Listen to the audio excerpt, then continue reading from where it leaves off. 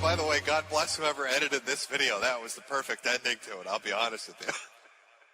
Your content isn't even art, Jim. Your content isn't even artistic. You were picking on a guy weaker than you, weren't you, Jim? I might say it's because you're a loser who's playing to an audience of children. I'd like to join your posse, boys, but first I'm going to sing a little song.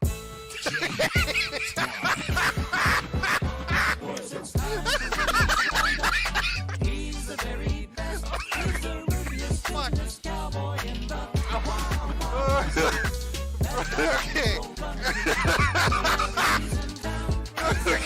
Okay. Oh, fuck. You have a bully cabal that you have created. Bully to attack cabal. Outer heaven will help you.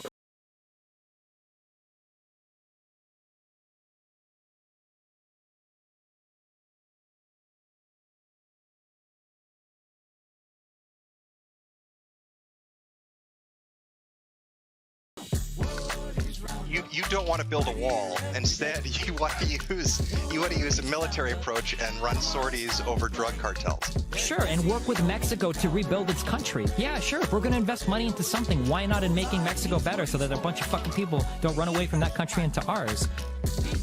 Okay. That's brilliant.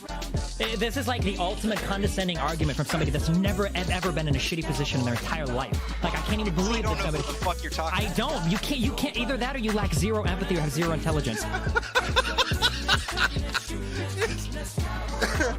I'm not part of your lying, doxing, harassing teenage fan club. I'm someone doing something in real life. And I have an army of mercenary children wreaking havoc on web forums from here to hell and back. You understand I'm a person, don't you?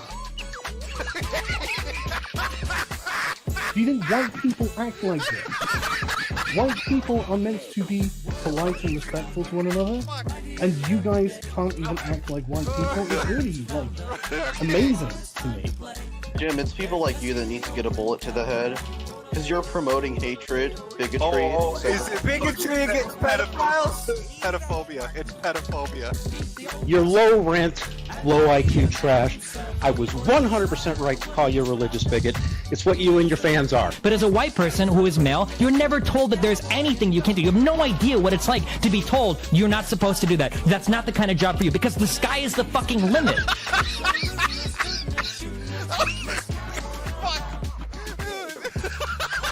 What I was saying was that there's this YouTuber that I admire very much, that I used to admire, but I realized that his game is to punch down.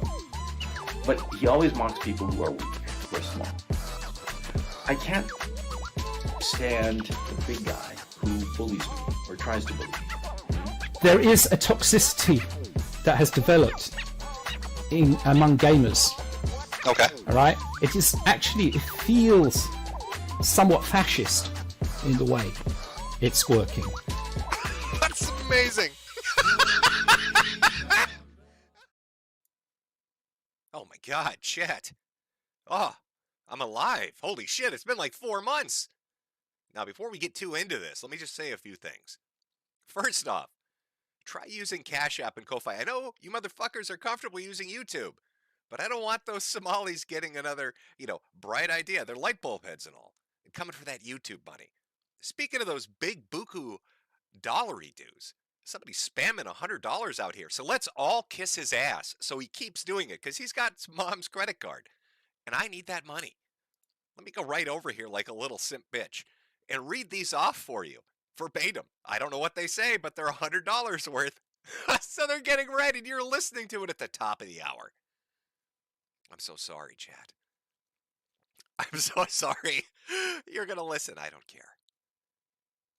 Or they're not even showing up. Did he refund them already? You dirty motherfucker. I could have sworn they're like $100. Oh no, they're there. They're there. They say something. If it could just, Jesus Christ, it's like a fucking carnival here. It says, welcome back, Carter. Welcome back, Carter. That was $100 worth. I think you should expand on the joke. I think we should send $500 to really get that punchline zinged in there. Oh, can you feel the energy? Can you feel that energy tonight? We're going to be talking about Minnesota. We're going to be talking about Tim Walz. We're going to be talking about leftist, communist fucking retards, which is a favorite subject of mine. Boy, you know what's old is new again. People think, oh shit, things kind of have moved past certain states. We call it woke now. Before that, it was SJW. Before that, it was politically correct. But retards are retards, and they are desperately holding on to that niche that they occupy. They're just not letting go. They're out there doing stupid fucking shit. And Minnesota is a prime example. What a week it's been for Minnesota. What a week it's been as the national spotlight is upon us. Looking at our retarded fucking governor and our dipshit mayor, Jacob Frey, and our fucking stupid power structure and all the idiots that occupy administration throughout the state that have allowed $10 billion to slip through their fingers. And we're going to talk about that later on, about the work that Nick Shirley did that started this whole kerfuffle. But really, I mean, shit, we can't not talk about the thing that's in the news cycle right now, the thing that's currently fucking happening, the thing that's being spread all over social media and is the center of fucking attention for all the mainstream media outlets, all the talking heads, all the political pundits that are out there. And I don't know how to really describe it. Do you know that Minnesota has roughly 5.5 million people living in it? 5.5 million to 6 million people. Of that, 80 to 100,000 are Somalians. That's it. 100,000 are Somalians. You can do the fractional math to figure out what percentage of the state's population that breaks down to. But it is not a lot. And yet, this 80 to 100,000 people group has somehow fucked the state into the dirt harder than anybody else. Minnesota went from a state that had a surplus when it came to funding and money. They had a war chest. And it quickly became a huge fucking deficit. And it's all thanks to 80 to 100,000 citizens. Bright, bulb-headed citizens that have somehow taken the coffers and deposited it directly into their pockets. And when I break it down financially for you, because I don't think people really put the figures into relatable terms. You hear $10 billion in fraud and you think that's a big fucking number. But how does that relate to me personally? How does that affect me personally? How can I really grasp that and comprehend it and get the context around it to understand what $10 billion in fraud is really like? I'm going to break it down for you. It's a doozy. When I break down the government assistance that goes to the population of Somalis in Minnesota, plus the amount of fraud money they've taken, and give you a yearly income based on that, you're going to shit yourself in rage. Because I guarantee you, of the 8,000 people that have just tuned into the start of this stream, the Somalians in Minnesota that are defrauding our government, the immigrants that have been displaced and put here as a population, are making more money per year than at least 6,000 of you watching. That's how much fucking money they're making. They make that much money. It is infuriating. Fraud at that level is disgusting. It's inexcusable. And it is clearly intentional.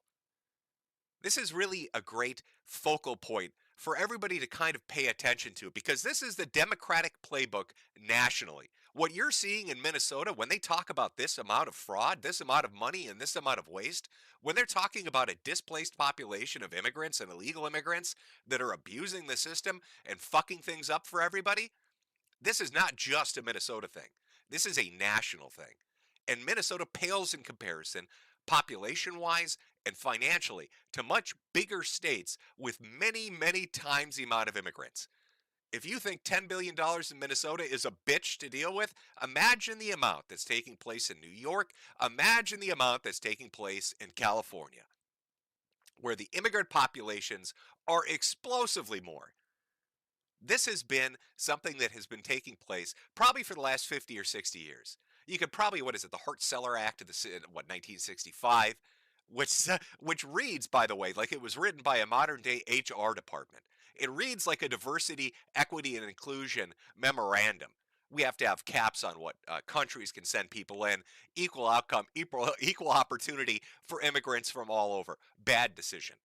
Bad decision having no favored status. Bad decision not making it meritocracy based. Bad decision having quotas. But ever since then, the Democrats have really latched onto this idea of importing immigrants, allowing them to illegally enrich themselves, never prosecuting them for fucking anything, and then counting on their votes because they've created a system of anarcho-tyranny which favors them. What a great way to hold on to power. And in Minnesota right now, you're watching it. You're going to see, we're going to go over it. Not just the Somali fraud that's taking place, not just the abuse of power by Walz and Frey and all the other political pundits in the state, not just the bullshit lies of propaganda that you're seeing placed all over social media, shoved down your throat from mainstream media. You're going to see just how egregious it's become. You're going to see what happens when Democrats ply people with their propaganda and end up getting them killed because they're fucking retarded. Oh boy, it's a middle-aged liberal white woman with an opinion. Boy, that's a rarity. Haven't seen that every fucking day for the last 20 goddamn years. And I've got to say too, before we get into this, I really love the gaslighting in Darvo that's going on the left, where for the last decade, you could get banned anywhere, demonetized anywhere, deplatformed anywhere, canceled, fired from your job, kicked out of your university at the whim and behest of any of these assholes for not meeting their criteria on how to behave in public. And now that they're starting to be held accountable, suddenly it's let's be hands off, let's talk about this. How about fuck you? How about I'm sick of immigrant fraud? How about I'm sick of your smarmy bullshit, your illegality, your violence? Violence, violence, violence. We're going to talk about how the majority of mass shooters and spree shooters in this country over the last decade have been leftist. Not something that you see reported on mainstream media, but sure is remarkable the amount of them that are troons. Sure is remarkable the amount that are LGBTQ+. Sure is remarkable the amount that have Democratic parents, that have people that are pundits or fundraising for somebody. Just this last week, just this last fucking week, we had a transsexual liberal try to break into J.D. Vance's family home because he thought his family was there so he could terrorize them, busting out fucking windows. Why? Because he wanted to do harm to somebody's fucking children and their wife. That was the purpose of that. Not to mention, there's another case that just took place this last week where a leftist murdered his family to get the inheritance so he could fund an assassination attempt against Donald Trump. It is something that has repeatedly fucking happened, and it is so obnoxious and it is so obvious that it should be talked about. Over the course of the last year, Trump nearly got shot twice. Charlie Kirk was killed in front of the nation, and his fucking kids and children had to watch it. J.D. Vance's house gets broken into. People are offering their parents to get money to fund assassination attempts.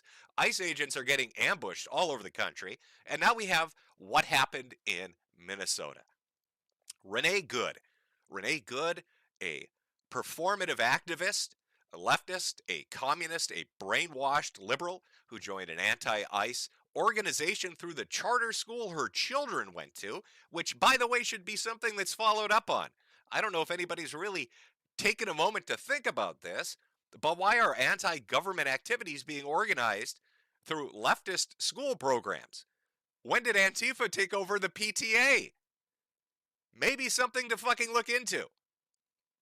This is a person that fled the country when Trump was elected in 2024, that was part of an anti-ICE organization, that went there explicitly to harass and to do performative activism. And if you're wondering, what does performative activism mean? That means you're doing activism where you film yourself with the sole purpose of getting updates on Reddit. You want some ass pats from the no-life, kissless fucking virgin leftists that inhabit that place. The most ideological captured website on the fucking internet is Reddit, with moderators and administrators that won't let you say a fucking thing that goes against groupthink. They do this performative activism to get their little ass pats on there and on TikTok. Anywhere they can get that attention. And they have this hate and this radicalization that's fomented by talking heads that send them out into the field, and they get murdered. They get murdered, and nobody gives a shit other than having a useful martyr to march and riot and bitch about. So we're going to cover that. Minnesota's been a real hell of a show for the last week, not just with the fraud, not just with the votes for money, not just with the illegal immigrants and the inept government and the lack of justice, and AG Keith Ellison being a reprehensible little bitch, Jacob Frey and Walz being just ridiculous, Mary Moriarty being inept and stupid. Not just the political, not just the immigrant, but of course we've got the leftist getting shot in the streets, and now we have an excuse to try to riot. That didn't really go to plan. We'll talk about why it didn't go to plan. So let me just get everything queued up. You got your intro. You know where we're going with it, chat. Oh, by the way, before we started the stream, I saw a couple of angry third world communists, their little brown hands typing furiously. I hate ICE. Oh, fuck Donald Trump. Oh, I hate America. Fuck the Republicans. They're always some fucking third worlder. They're always from South America or from fucking Canada, which I consider a third world since it's owned by a majority of the Chinese. Or they're European, which is kind of the third world now anyway. So I'd like you, if you could, chat, to please feed these third world communists. There are corn emojis. There are tomato emojis. Let them see what food looks like. Let their little brown hands grasp those emojis and get a little sustenance to understand what we as Americans take for granted. Because even our most poverty-struck, dumpster-driving fat asses weigh at least 180 pounds. Our homeless population is the fattest in the world, something they couldn't comprehend as they eat dirt and mud pies. So I just like to share the wealth a little bit with them. Let their communist hearts get melted a tiny bit by those delicious tomatoes and those delicious corn on the cobs that they will never see in real life because they live under a socialist system. And they're too retarded to understand that that has something to do with the fact that they weigh 110 pounds. I'm so sad. I'm so sad for my little third world brown boys. All right. Let's get some things loaded up here, chat. Oh, I hope you're all doing good. I hope the weekend is treating you well. So we will start with the end before we get to the beginning. We're going to work our way backwards. So we're going to start with the Renee Good incident and the first video that got released on social media. So for those of you that are completely unaware, there are protests going on in Minnesota for the Somalian population because of a report by Nick Shirley that uncovered massive amounts of fraud in a government-assisted daycare program and autism program. And so, of course, because when you uncover fraud and votes might be at stake and the power structure that props up shitty politicians might get toppled, we have to call in the theatrical theater kids. We've got to get those performative activists on the street. We've got to get some marching taking place. Now, I don't know if you've noticed this. I have, particularly over the last 3 months, that the caliber of activists sure has diminished, it's denigrated, it's fallen apart a little bit. We don't have large groups of young people. Now it's a lot of elderly people and a lot of fat, middle-aged white women. I guess that you said money getting cut off actually had an effect. We'll talk about that later on too. But so there are these protests going on, everybody, the poor Somalis. So we have to get liberal, middle-aged white women to come to Minnesota to protest and protect the immigrants that are stealing billions of dollars from them. And so enter Renee Good. Renee Good and her wife were in Minneapolis protesting. They stopped their vehicle in the middle of the street, and I'm going to just let this play. I'm sure you already know what my opinion is, but I will try not to color commentate without at least letting you see the first initial video before we get into the reaction and all the shit that's gone on since then. So let's cue it up and let's take a look.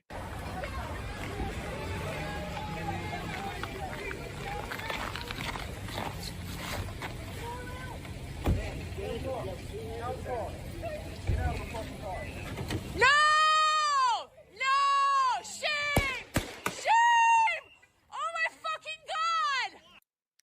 Now, this is the long form video. It's 4 minutes long. We're going to watch the entirety of it. But what you've just seen, that 20-second clip, that 20 seconds at the beginning of this video is the one that spread all over social media.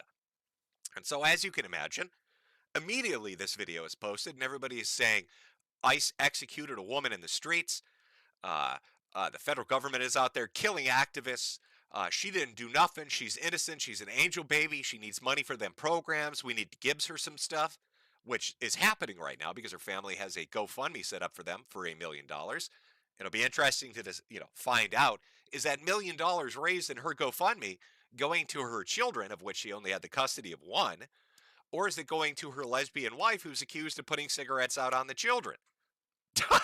I would not be surprised if leftists are paying a person that uses a child as a fucking human ashtray $1 million for existing.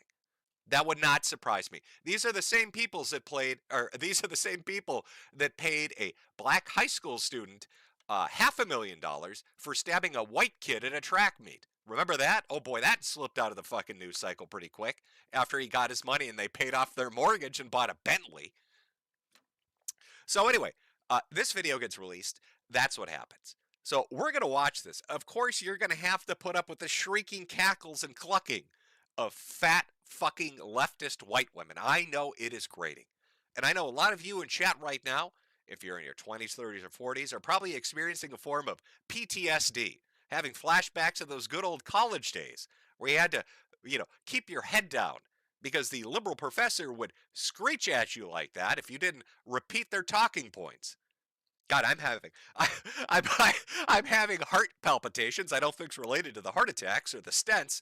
I think the heart palpitations are quite literally flashback memories from hearing that voice and equating it to about 20 different professors I had to put up with. Oh no, you're right, ma'am. I love unfettered immigration. Oh no, you're right. Black people should never be accused or tried for any criminal violations. It's all white people's fault. Yes, let me write that down on my essay. Yep, is that an A? Okay, I agree with you. So just try to block it out as best you can, or have a sip of beer or take a Valium. We're gonna try to get by it. Now this is angle number one. What you should know about this going forward, multiple angles are going to come out. But let's watch this beginning part before we get into it to really see what happens here. So that's them in the maroon SUV in the middle of the road on the right-hand side. Behind them in the plaid, the woman in the white hat holding up the phone, that would be Renee Good's wife. And you've got a law enforcement officer to her left who is circling the vehicle. He's keeping and maintaining that exact same distance. They've blocked off ICE vehicles as they're trying to get unstuck on a snowy road. And he's asking them, get out of the way, move, you're obstructing us. And he's filming the license plate and he's filming the individuals. So that's what you're looking at right now. Renee Good is in the SUV. Her wife is behind the SUV. And the officer, really at the heart of this, is the one, that you're seeing right now, circling the vehicle taking video.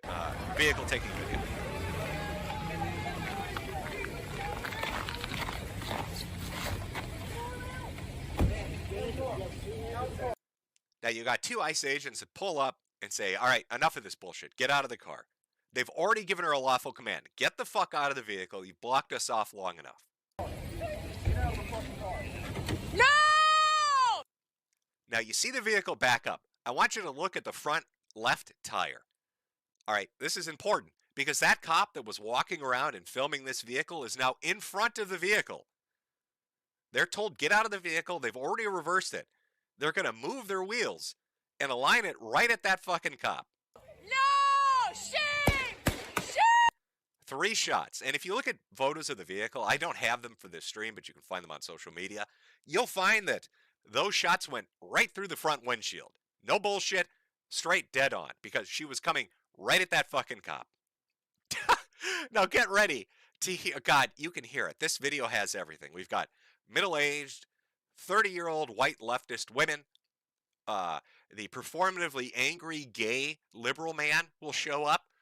We've got the immigrants that'll show up and the angry black man. It's a cavalcade. It's really quite the diverse crowd that's going to show up to scream at these ICE agents. Oh my fucking god! What the fuck? Typical woman. Already hit a car. Drove 10 feet and already hit something. What the fuck? You just fucking... What the fuck did you do? You all are fucking criminals! You're fucking criminals!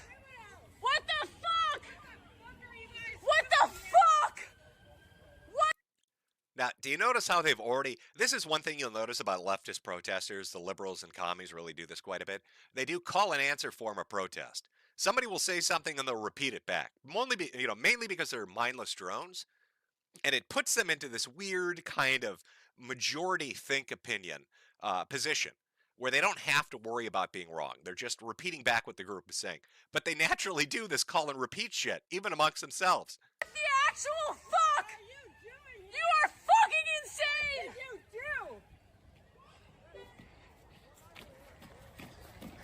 What did you do? You! Shame! Shame! Shame! Shame! Shame! Shame! Shame! Shame! Dude, what's happening to her? What happened? What's happening to her? Well, I'm going to guess the brains are probably oozing out the back of her skull. That would be my honest assessment. She was shot in the head. She was shot in the head driving a vehicle directly at a federal law enforcement official. Now, I've seen one thing, and let's discuss this before we really get into the breadth of this. I am going to criticize Renee Good, and I am going to criticize Renee Good's wife. I have no interest in talking about Renee's children outside of the fact that it's been raised by more than one source that there is some form of child abuse that was happening to the kids at the hands of these women, and that the custody of the two older kids are actually with the ex-husband, now deceased family. I think it speaks to character in certain regards. Will I make some jokes about this? Yep. Am I going to talk about this in a negative way? Is my opinion about Renee negative? Yes. Does that make me a hypocrite because I did a stream about Charlie Kirk? No. Here's the difference between Charlie Kirk and Renee Good. Charlie Kirk was sitting at a college campus talking to college students. Charlie Kirk was not behind the wheel of a vehicle trying to run over a federal official. Charlie Kirk was not aiming a deadly weapon at law enforcement and then accelerating it at a speed to do harm to them. Charlie Kirk was sitting in a fucking chair as a sniper on a rooftop hundreds of yards away blew his fucking neck out. Renee Good, on the other hand, is not at a college campus. She's in the middle of the road in her vehicle and then aiming it at the police. And wait till you see the second video. You're going to understand why I don't have a positive opinion of Renee Good. One thing you need to understand about commies and leftists, one of the things that has been going on now for at least the last 20 years, is that they use performative activists as martyrs because it benefits their need to riot. Anytime they want to shift attention, anytime they want to tamp down on people fighting back or raising questions, they send out a useful idiot. That useful idiot gets killed, and then they hold them up. You saw this continually for 5 years under BLM. Anybody and everybody that had black skin that got into any sort of kerfuffle with the police was suddenly a fucking martyr and was justification to go and burn down cities. And they are desperate to do that with Renee Good. The problem is, this is not 2020 anymore. The country is really done with a lot of this bullshit. The USAID NGO money pipeline that supported a lot of these paid activists is gone. Public sentiment has changed. Voting numbers have changed. And it's also the middle of winter, and people don't like this amount of fraud. So they're really out there on their own. This woman is dead because she listened to idiots and did something stupid. And she really has nobody to blame but herself. Well, you know what? That's not true.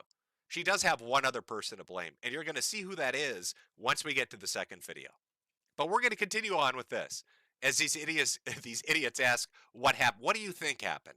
She tried to hit a cop with her fucking vehicle and got shot.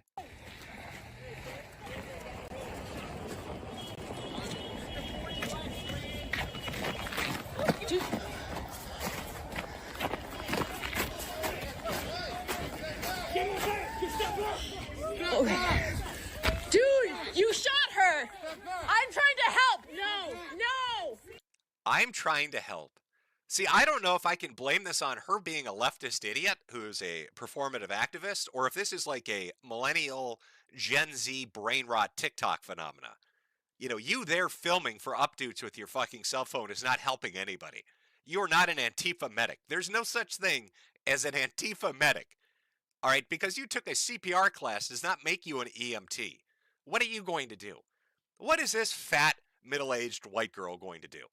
Is she going to live stream on TikTok and put her thumb in the bullet hole? You gonna hold her fucking brains in while you're getting rose donations and galaxies, you stupid bitch? Exactly how are you fucking helping the situation? Stomping around in the snow like a retard? Screaming murderer at the cops because they shot somebody that tried to run them over with an SUV? You absolutely dumb, dim-witted bitch? You fucking shot someone in the fucking face!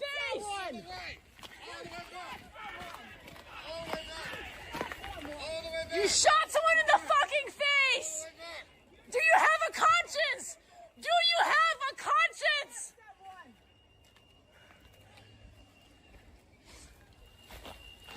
Don't let the murderer leave! Don't let the murderer leave! What exactly are you going to do, Cynthia? All right, Betty, what are you going to do? Are you going to hop on your Facebook group and ask for updates to give you the superpower to stop his vehicle from driving away, you stupid brain-dead bitch? How are you going to stop the murderer from leaving? Under what authority are you going to stop the federal agent from getting in his fucking truck and driving off? Please stop the murderer, she says. You don't understand. I've got 300 people watching me on TikTok. I'm kind of a big deal. I'm over here networking. All right, I've got 3 Just a Prank Bro YouTube channels talking to me in DMs right now. It's kind of a big thing. Somebody stop him. We've got a collab coming up. You guys are the fucking criminals! You don't get to tell us what to do! Fucking criminals! Don't let him leave! Don't let him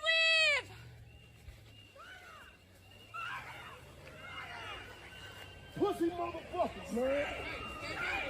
No! Here comes angry black guy. Somebody was like, hey, we got enough white chicks out there. All right, we got enough grannies out there with their phones and Facebook groups to look like a geriatric nursing home. If we look any more like a nursing home, those fucking Somalians are going to show up and ask for money. Said out the black guy. Hey, yo, motherfucker, what's up? Hey, yo, it's Tyrone over here. I got that BBC, white boy. Is that like what are you gonna do, Jamal? You gonna twerk? You gonna twerk for some justice in the streets? You gonna hashtag BLM tweet about it, bitch? Look at your fat fucking ass. You weigh about what? 280, 290? I'm surprised you didn't go ice skating down and roll like a snowball, you fat fuck. You're like an incomplete snowman. You're the bottom rung of that bitch. Jelly roll motherfucker. Oh, yeah, I'm a big tough black guy doing my black guy voice. Here with all these old white women. Black guys get all the hotties, don't they? All the middle-aged white women. He must have been their driver. Get the fuck out of our neighborhood!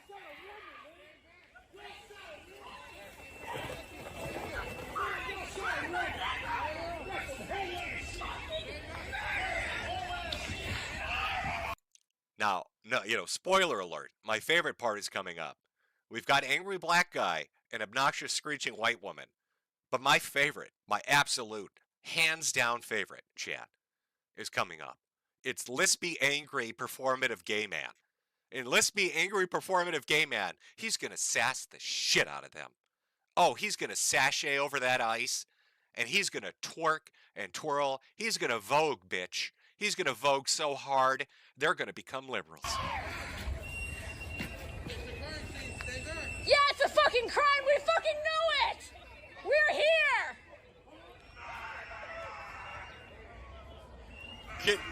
Can you hear him? Can you hear him screeching? Murderers! Oh! You'd think that he just found out the guy at the bathhouse on the other side of the glory hole gave him HIV. That's the same reaction he had to that situation.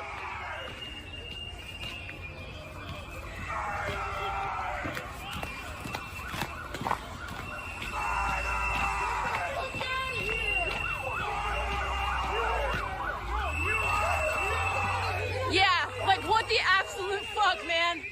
What the absolute fuck? Do you have a conscience?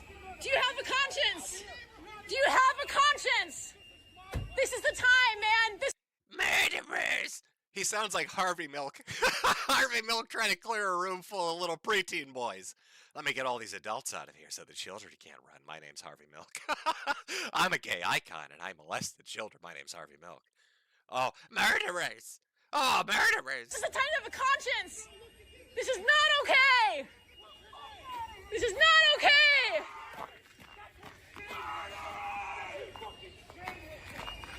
Get a fucking conscience. Can you look at me? Tell me you're doing the right thing. Shut the fuck up. Oh, here we go. Here's Sassy Gay Guy. This is the guy that was screeching murderer. Here you can see he's got his ass sticking out like a black chick. He's ready to get mounted. Anybody ready to dominate a gay liberal man? Just know their ass is always out. They're ready to assume the position at the drop of a hat. So here he is, positioned on the ice, with his ass precariously in the air, thinking about, maybe I should put my head down and let these ICE agents top me. But instead, he's going to do the performative angry liberal shit. After screaming murderers, he's going to try the emotional attack angle. Look at me in the eye and tell me why you shot that poor woman in the face, and then make sweet love to my tight anus. I love getting topped. You didn't fire any weapons. Fucking your people did, man. In the head. In the head. I didn't do anything. And she drove You into the road. murderer. You. Look at me. Look at me. You can't even. Watch out, man. Watch out. Why don't you look at me? I thought you could do it. You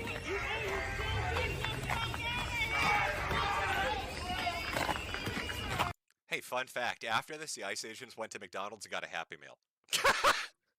They're like, hey, a couple of cheeseburgers over here. All right, I'm kind of hungry. I need a meal. I'm a little hungry over here. So, that was the first Renee Good video. People came up with their own opinions on it, saying, oh my God, you can't say that she was aiming at the officer. You can't say she was doing this. God, the amount of gaslighting is fucking surreal. And I've got a few examples of it. You're going to see how these fuckers operate. But let's take a look at the video that got released today. So Alpha News, for those of you unaware, is a up-and-coming conservative news outlet in Minnesota. In fact, they were just in the news last week because they're reporting on the Somali fraud and on what Nick Shirley investigated on YouTube and through the X platform.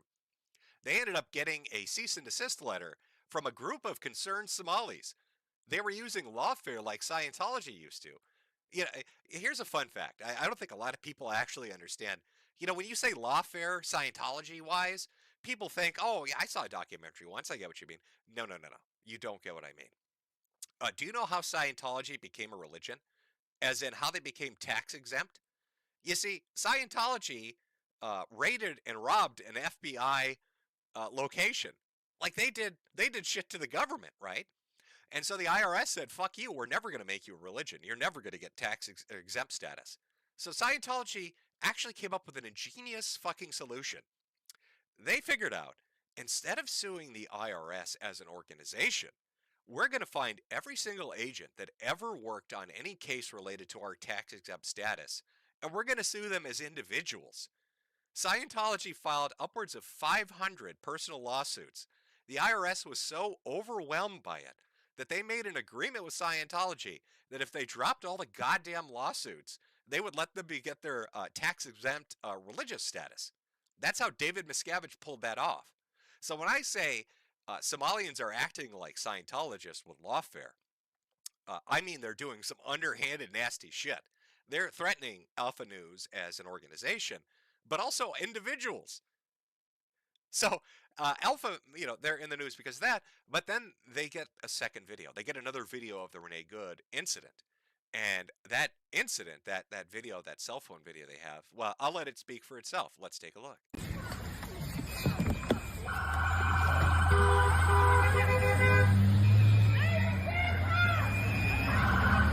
So this is the same SUV that we were looking at earlier. That's Renee Good behind the driver's seat. This is I believe, an officer or another activist who has a camera on them. You'll see the cop walking around filming, and I want you to, well, we'll get to it. Let's just watch.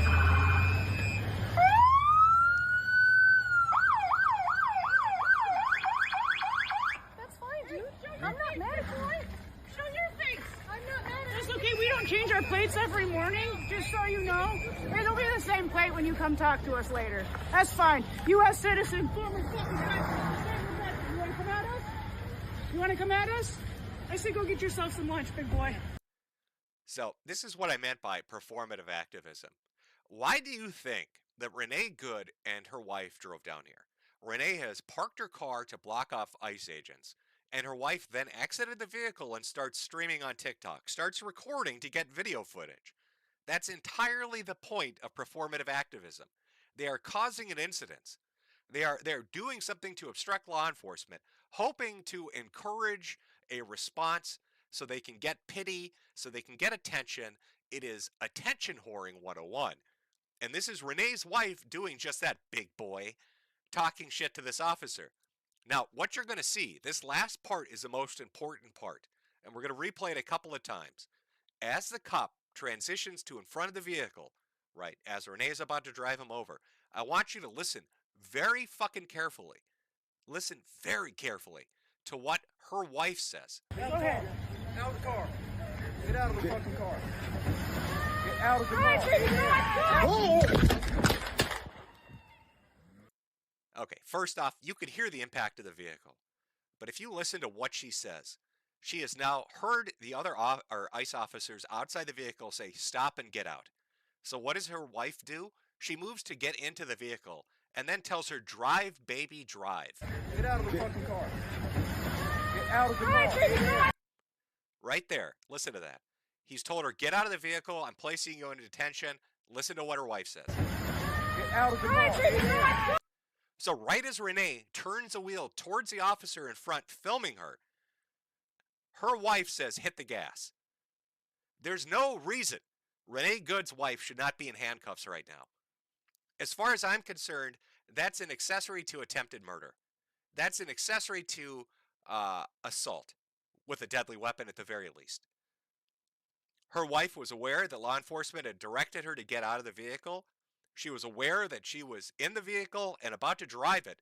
She had turned the car towards law enforcement, and at the moment she turns that vehicle towards law enforcement, Renee Good's wife advises her to hit the fucking gas. Drive, baby, drive.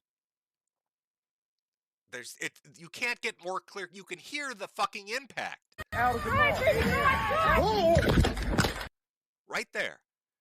And one thing to know about this ICE officer that was at this scene is that prior to this event, you know, people are like, oh, he should have shot the tires out. He should have moved out of the way. He should have done something different. Go watch any police training video where somebody pulls a knife or does something to you. You have seconds to react. And he learned that the hard way. When he got dragged by a vehicle for 30 or 60 fucking yards by an illegal immigrant fleeing him. And this happened months ago. So this guy has already been hit by a vehicle from somebody fleeing from him. He knows what it's like. He knows how deadly it can be. He's not going to let it happen again. He's justified whether that previous incident had happened or not. But there's no more clear-cut evidence. She knew what she was doing. She was there intentionally to obstruct ICE. Her wife was there intentionally to try to create a moment of friction to get attention and updates. And when advised by law enforcement to get out of the vehicle, she told her instead to use that vehicle as a deadly weapon to go after the ICE agent. This bitch should be in handcuffs. This is the same woman accused of putting cigarettes out on Renee's children. Another typical violent leftist that thinks laws don't fucking apply to them, that they can do whatever they like, that they'll never be held accountable, because for far too long in this country, for the last 20, 30, 40 fucking years, we have allowed every single judicial jurisdiction to be captured both as the bench for judges and for the prosecuting attorneys. So cops arrest these fucking people for doing shit, the DA chooses not to prosecute, or if they do prosecute, the judge allows them to go free. There's no better example of that than what happened in the past week and a half, where somebody who was trying to hurt Supreme Court justices ended up, instead of getting a 30-year sentence, got an 8-year sentence because the judge said they were proud of them for being transsexual, for having pronouns, and for living in Trump's America. This mentality of violence is right when we do it has been fomented and allowed for decades. It is what makes these people think they can go out and assault law enforcement. They can go out and assault anybody else that has a differing fucking opinion. They can cancel you and make your life a living hell, and they will never be held accountable. Right now, they're going through a shock. It's like a toxic shock syndrome. They can't understand that this woman was shot for trying to kill a fucking law enforcement agent. That doesn't compute because they don't get punished for anything. That's not the country they're used to. It's fucking remarkable.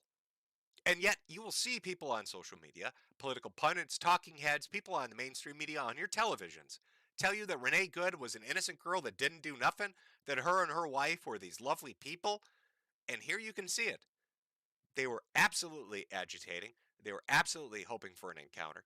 They were absolutely taking actions that endangered law enforcement. And they have no fucking excuse. Drive, baby, drive. When her car is pointed at a law enforcement agent, makes her just as culpable and just as guilty.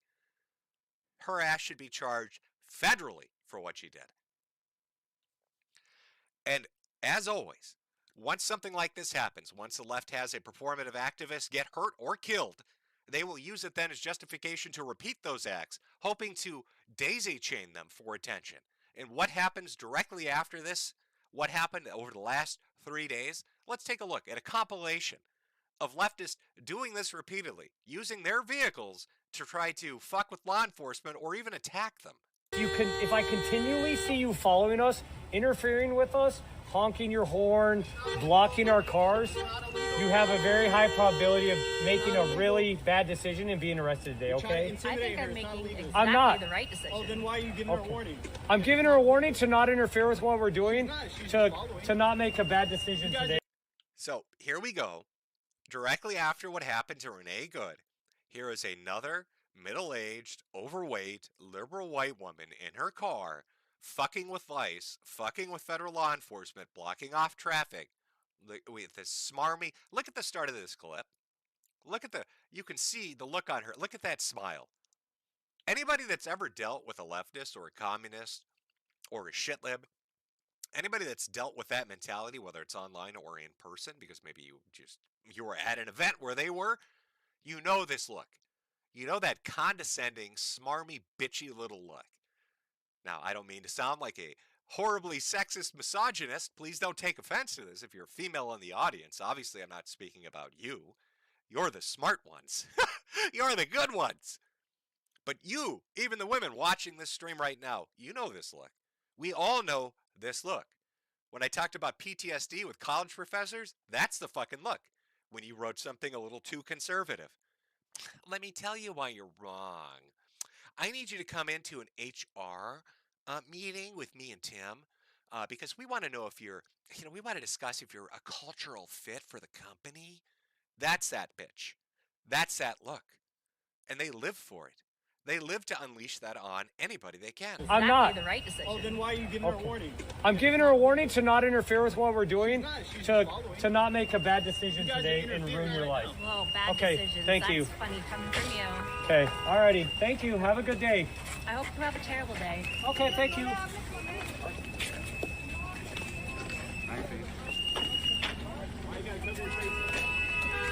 on. Watch out, it's slippery. Can somebody explain to me why leftists bring whistles everywhere they go? I mean, is it an attempt at like noise pollution? Is it supposed to make your ears hurt? Because you're blowing the whistle, so you're hearing the full brunt of it before I do. So I can't imagine that's the greatest decibel weapon that you've got. Like, you're doing sound warfare. You're trying to get up there to what, a 150, 160 decibel, 170, 180. You want to do airplane engine noise to fuck my hearing up? Is that the goal? Because it's not really working. All I can imagine is that they had, remember those campaigns where this happened, especially in Europe? There's actually, I think it's like a Danish video or a Swedish video. They had so many immigrants raping their native citizens that they came out with a dance video called No, No, Don't Touch Me There. This is my no-no square, where they thought that they could do a cute musical number to inform third world immigrants that, hey, rape's not okay. Maybe nobody told you back in Saudi Arabia, okay? Back in the Congo, back when you were in Eritrea or the Tonga, but we don't rape over here. That's not really a Western thing. So when the songs didn't work and they were still getting brutally fucked in alleyways, they started handing out rape whistles. I think they thought that was like kryptonite to third world Africans or something, but no, they didn't care. They'll go deaf to rape you. It doesn't matter to them. So all I can imagine is they have all these leftover rape whistles that didn't work against imported immigrants. So they've retrofitted them and brought them to protests against right-wingers. Because I can't figure out what the fuck the point of the noise pollution is. Yeah, there's a lot of ice around here. No, Just so you know, if we continue to have you follow us, okay, have fun. Don't make a bad decision today. Move your car. Don't block the road. Stay in your car, stay back. I live here. Okay, don't block the. Oh, do you? Do you, asshole? You live here? You live in the middle of the street? You stupid fuck? Is that where you live? What are you, a Ninja Turtle? You live in the sewer grate? Should I bring you a Domino's pizza, you green-looking motherfucker? What do you mean you live here, dipshit? The apartments are on the side of the road. Don't play fucking stupid with me.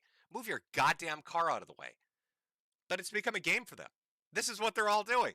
They all want to be another Renee Good. They want to be a martyr for the cause.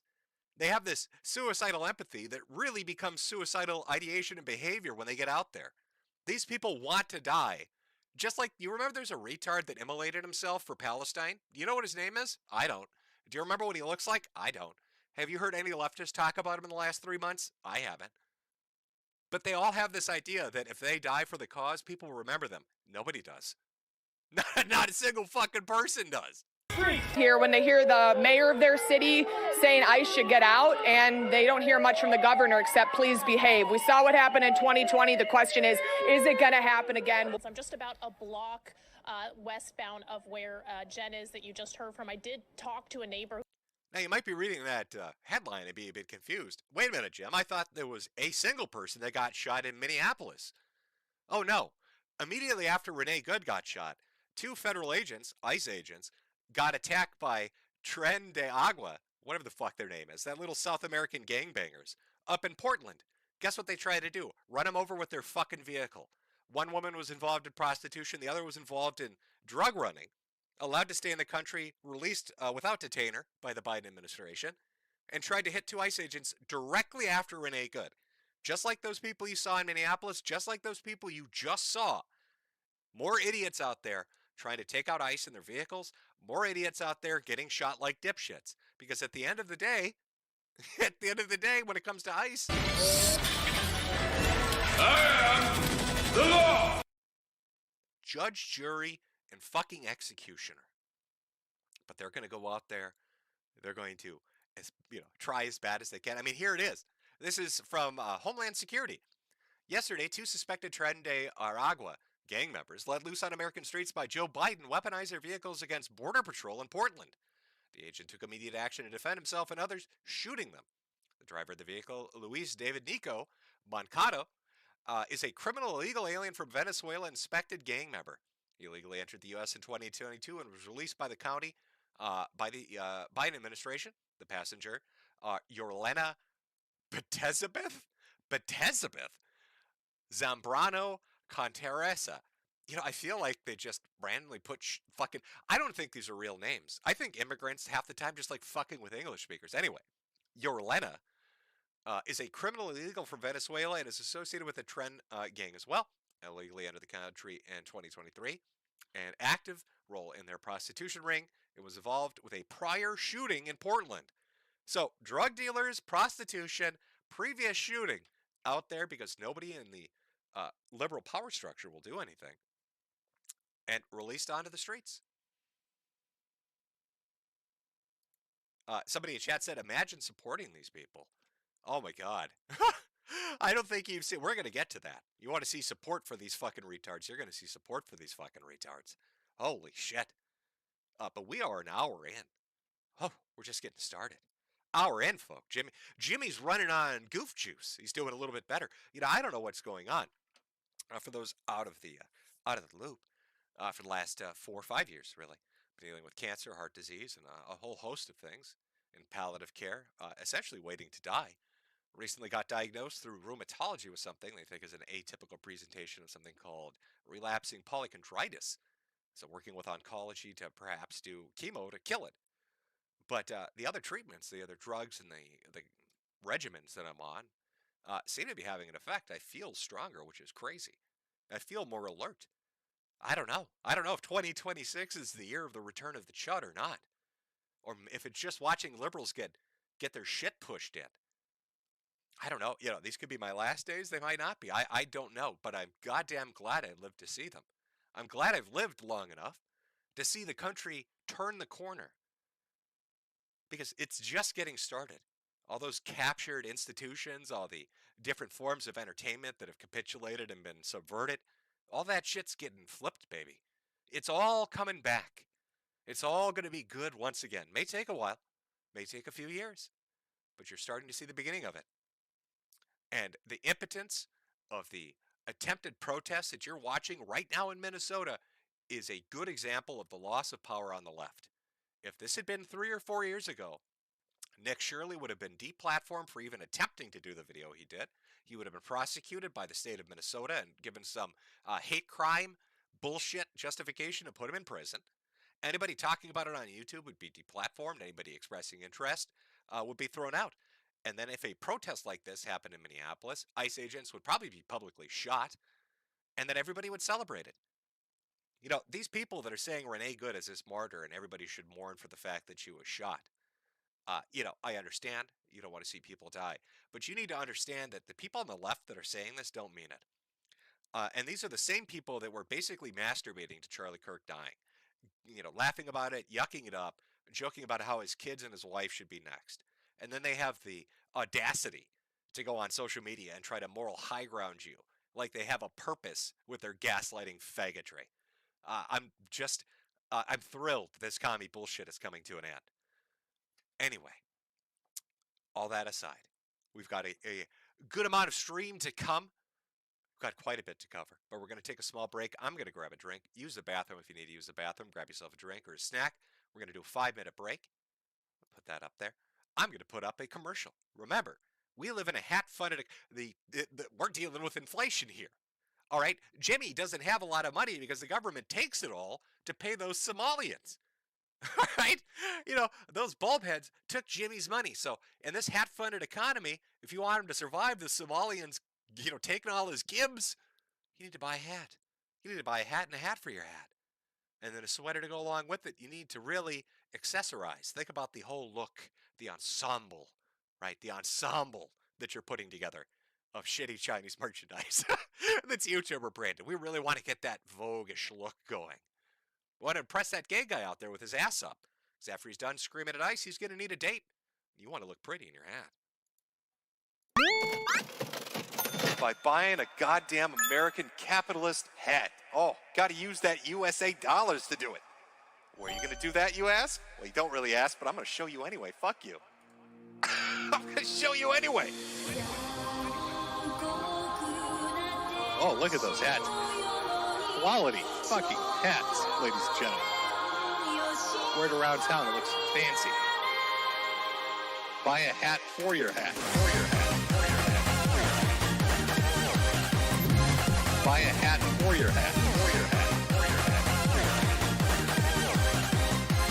Buy a hat for your hat.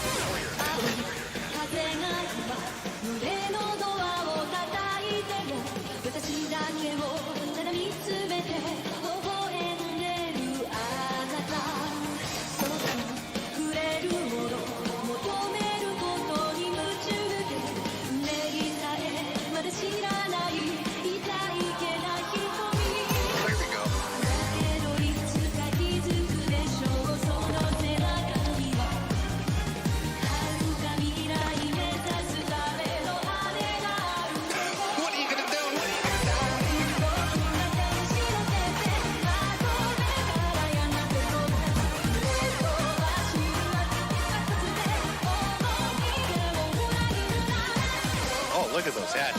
Quality fucking hats, ladies and gentlemen. Buy a hat for your hat. Buy a hat for your hat.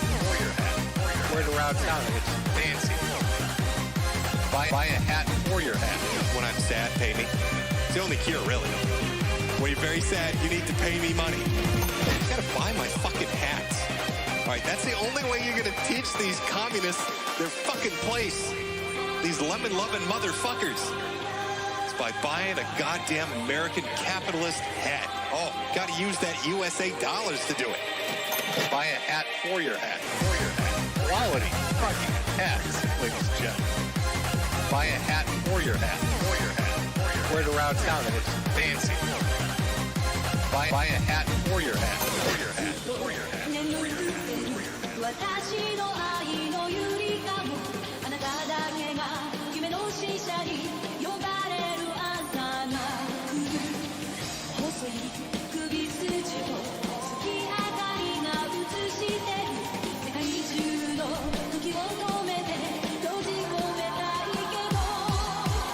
I love America too much. Love the red, white, blue. Love my apple pie and baseball. Sometimes I just look at the Statue of Liberty. It's so goddamn beautiful. Oh, that is good stuff.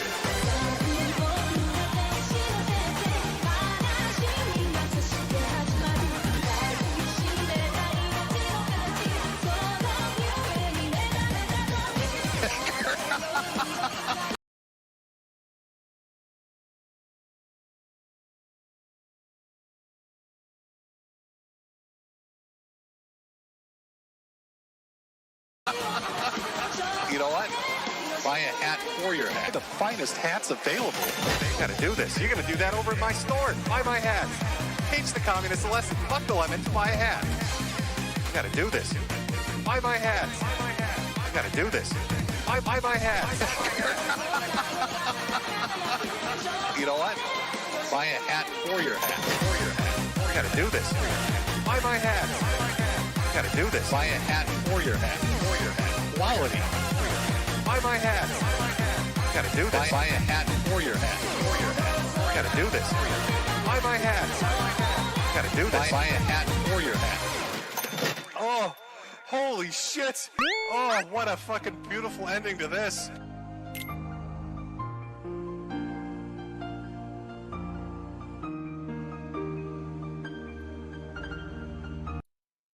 Okay, well, hopefully that was enough time to go and buy some hats. You know, my wife, every time I do a stream, my wife is like, you need to play the hat commercial more. People actually buy hats when you play the hat commercial. But I just can't in good conscience spam that video too much. I mean, it's nice. She put that together. I didn't. I have no skill whatsoever in editing worth a shit. But we need a new hat commercial. With all this AI I should be able to do it. You know, there are a lot of AI channels out there that don't just produce slop. There's some pretty good shit out there. Like the Cycles of Humanity stuff by, what is it, Goblin Gypsy or whatever his name is. And of course, the other ones that I've shown before, where we talk about the monolith. Open your eyes. Gotta use that AI. Gotta put those bots to good use. Make them go out there and do something for me. All right, where were we?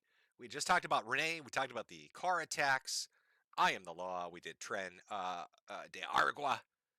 Oh, so what does that lead into? Okay, so our stage is set, right? We're in Minneapolis. Renee's been shot.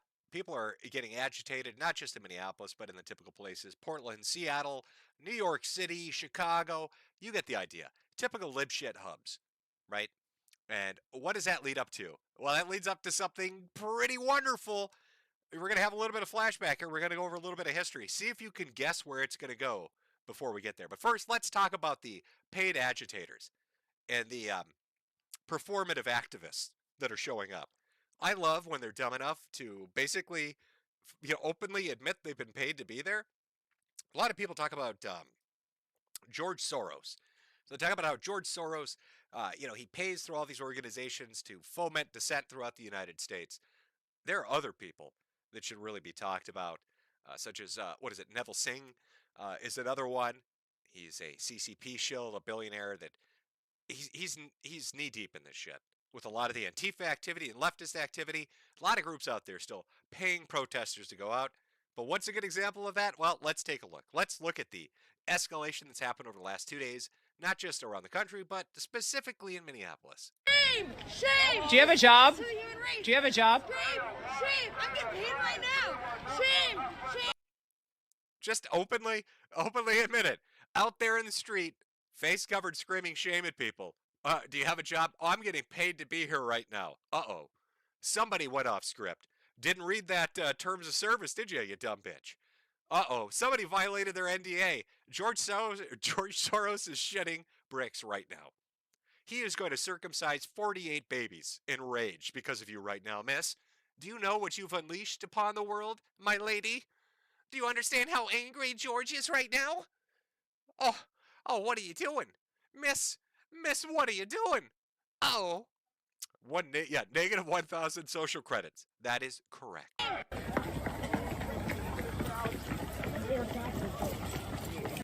I love watching, specifically, listen, I don't care if it's unfair. There is a certain physical vibe you get from leftists and communists, and it's like one of two ways. Either they're super skinny because they're poverty struck and they're eating scraps out of the fucking the garbage can. They're a third worlder. Or they're like a leftist commie from the United States, and they're generally fat and out of shape. So it's funny as shit to me watching them do something to law enforcement and then attempt to run away. You'll notice that's like a common theme. A lot of these people are just massive fat fucks.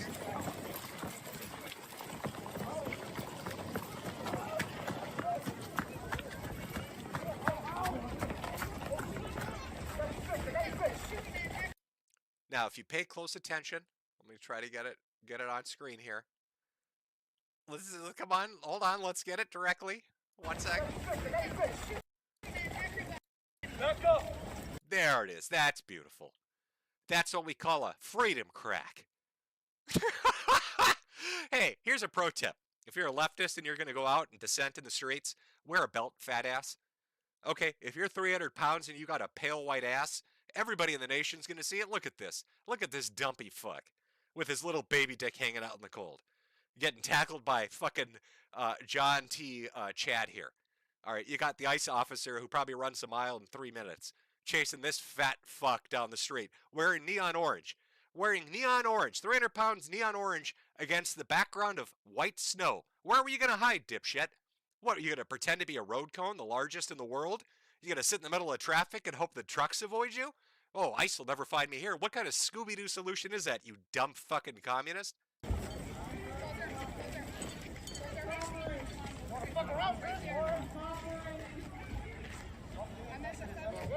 Hey, how's it going, man? Good to see you. Back up!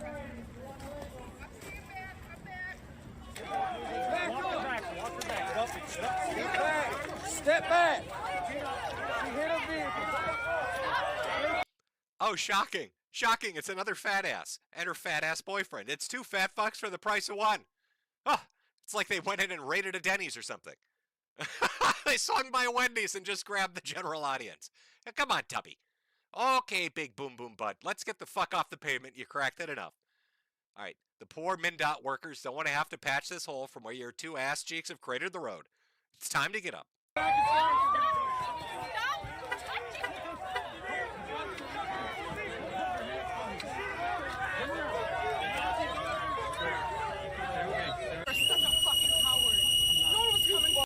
Also, notice a common theme that's repeating itself here. Renee Good and her wife in Minneapolis. And what do we have here?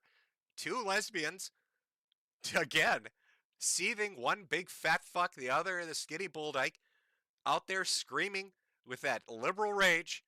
It's like a dime a dozen shit. Somebody's rolling them off a factory assembly line. Yes, you fucking are. That's why you're fucking not fucking abducting people. Nothing funnier than watching a woman try to act tough, especially to a man. Listen, you can go to your gender dynamics class and pretend that men and women are not different at all. There's no bone structure difference. There's no muscular difference. There's no organ differences. But when it comes down to it, you are not intimidating. You throw a punch like a fucking breeze coming through. All right, I think it's a summer day when a leftist female would hit me. All right, if I so much as sneezed on one, they'd shatter into pieces.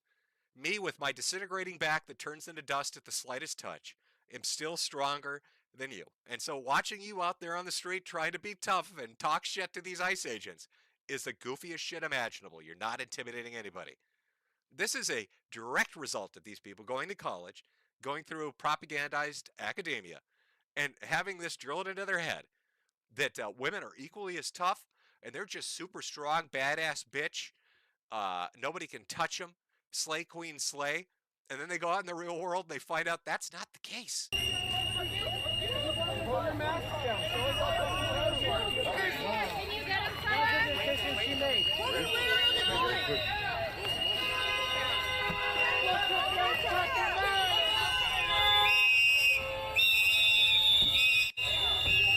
They literally all have their third world rape whistles. You know, it's just out there blowing their fucking, what is that? Is that like magic? Are these incantations and special spells, Harry Potter? Are you going to ward off ice by hitting a certain frequency? Did somebody tell you, did Gandalf come by and tell you that if you whistle loud enough, lightning will descend from the sky, you stupid fuck?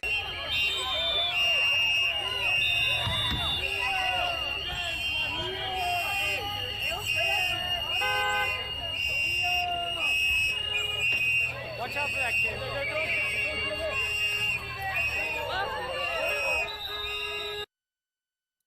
Here's a scene from The Vigil. This is when it started in Minneapolis. And now you're going to see some real shit.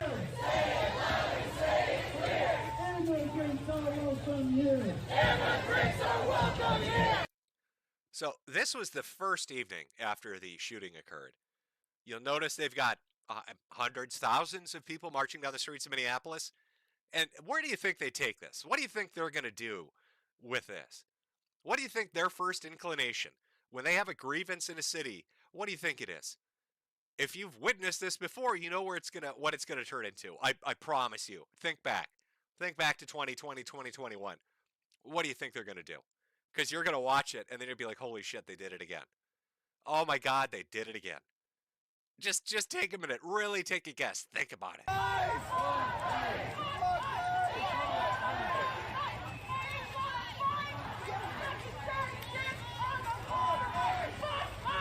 I already see people in chat. You're guessing it. I see your guess. You know I see your guess. And yes, you are correct.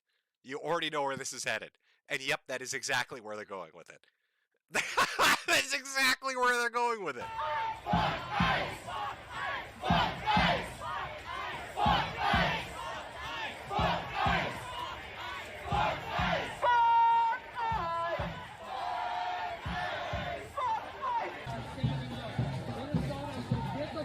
Ladies and gentlemen, I present to you Liberal Dumb Fuckery Communism 2.0 presents Chaz 2 Electric Boogaloo Minneapolis Edition. They have designated a no-go zone in Minneapolis once again. They put up the barricades. They've blocked off the people. You can see there, this is from Nick Sorter on X. He actually is down there right now. He was down there because of the Nick Shirley video. And then, of course, all this popped off. These dumb motherfuckers have quite literally, and they've declared it as well, they have set up a, it's not a Capitol Hill autonomous zone, it's a Minneapolis autonomous, so instead of Chaz, it'd be Maz, Minneapolis autonomous zone, or Dead Dyke autonomous zone, Dadaz? Is it a Dadaz? Is that what the communists have created? I'm not exactly sure what the alliteration on this is going to be. Oh, see, they're all dancing. They're already dancing. They're already twerking for justice. They are now out on the streets in their rainbow flag shirts, dancing and twerking for justice. Because nothing makes the government more responsible than shaking your ass to a really shitty dance song, some house music from 1997. That'll show them. Here's where all the liberal white women who were blocking ICE officers in their cars earlier, this is where they've all gone. They're all now dancing out in the street as Nick Sorter walks through. Oh, that's a nice sign. Yep, hold fuck ICE in the middle of the dance party because, you know, that's going to wow people. Just make sure you point the sign towards the camera.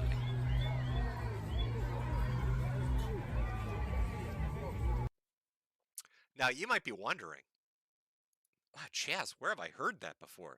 Well, Chaz was the Capitol Hill Autonomous Zone. You may remember it from such hits as Chaz has Raz Simon, the alleged warlord.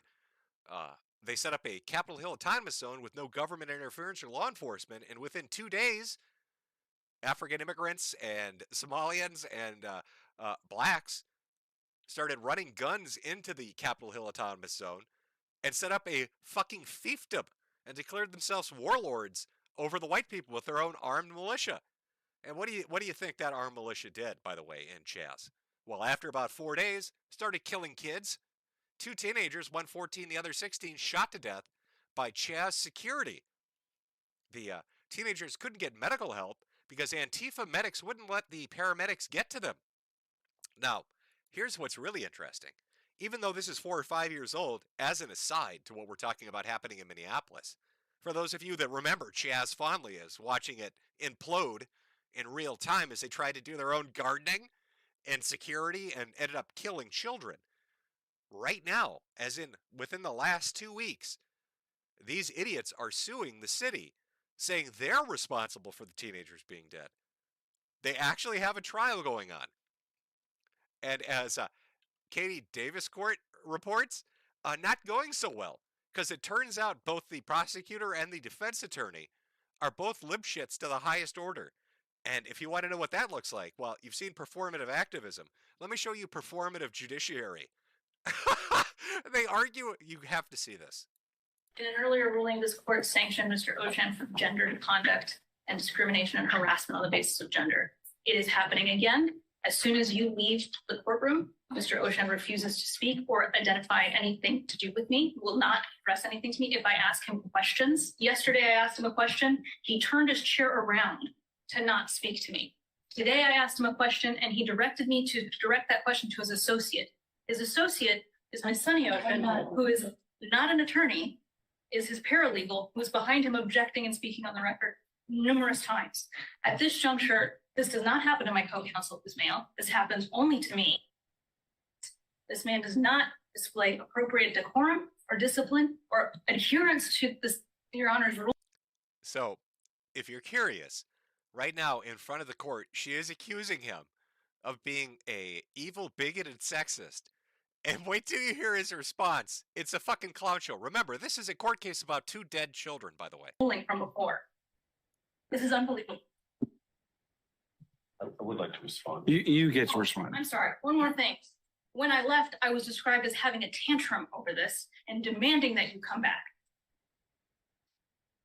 First of all, Your Honor, that's inaccurate. I never described anything about the way she reacted. But what I can tell you is that throughout the course of this litigation, Ms. Nika has attacked me on the basis of my gender. She had called me a mansplainer multiple times in court documents. She called me a mansplainer. Your Honor, this lady over here is calling me a mansplainer, and I am a good ally.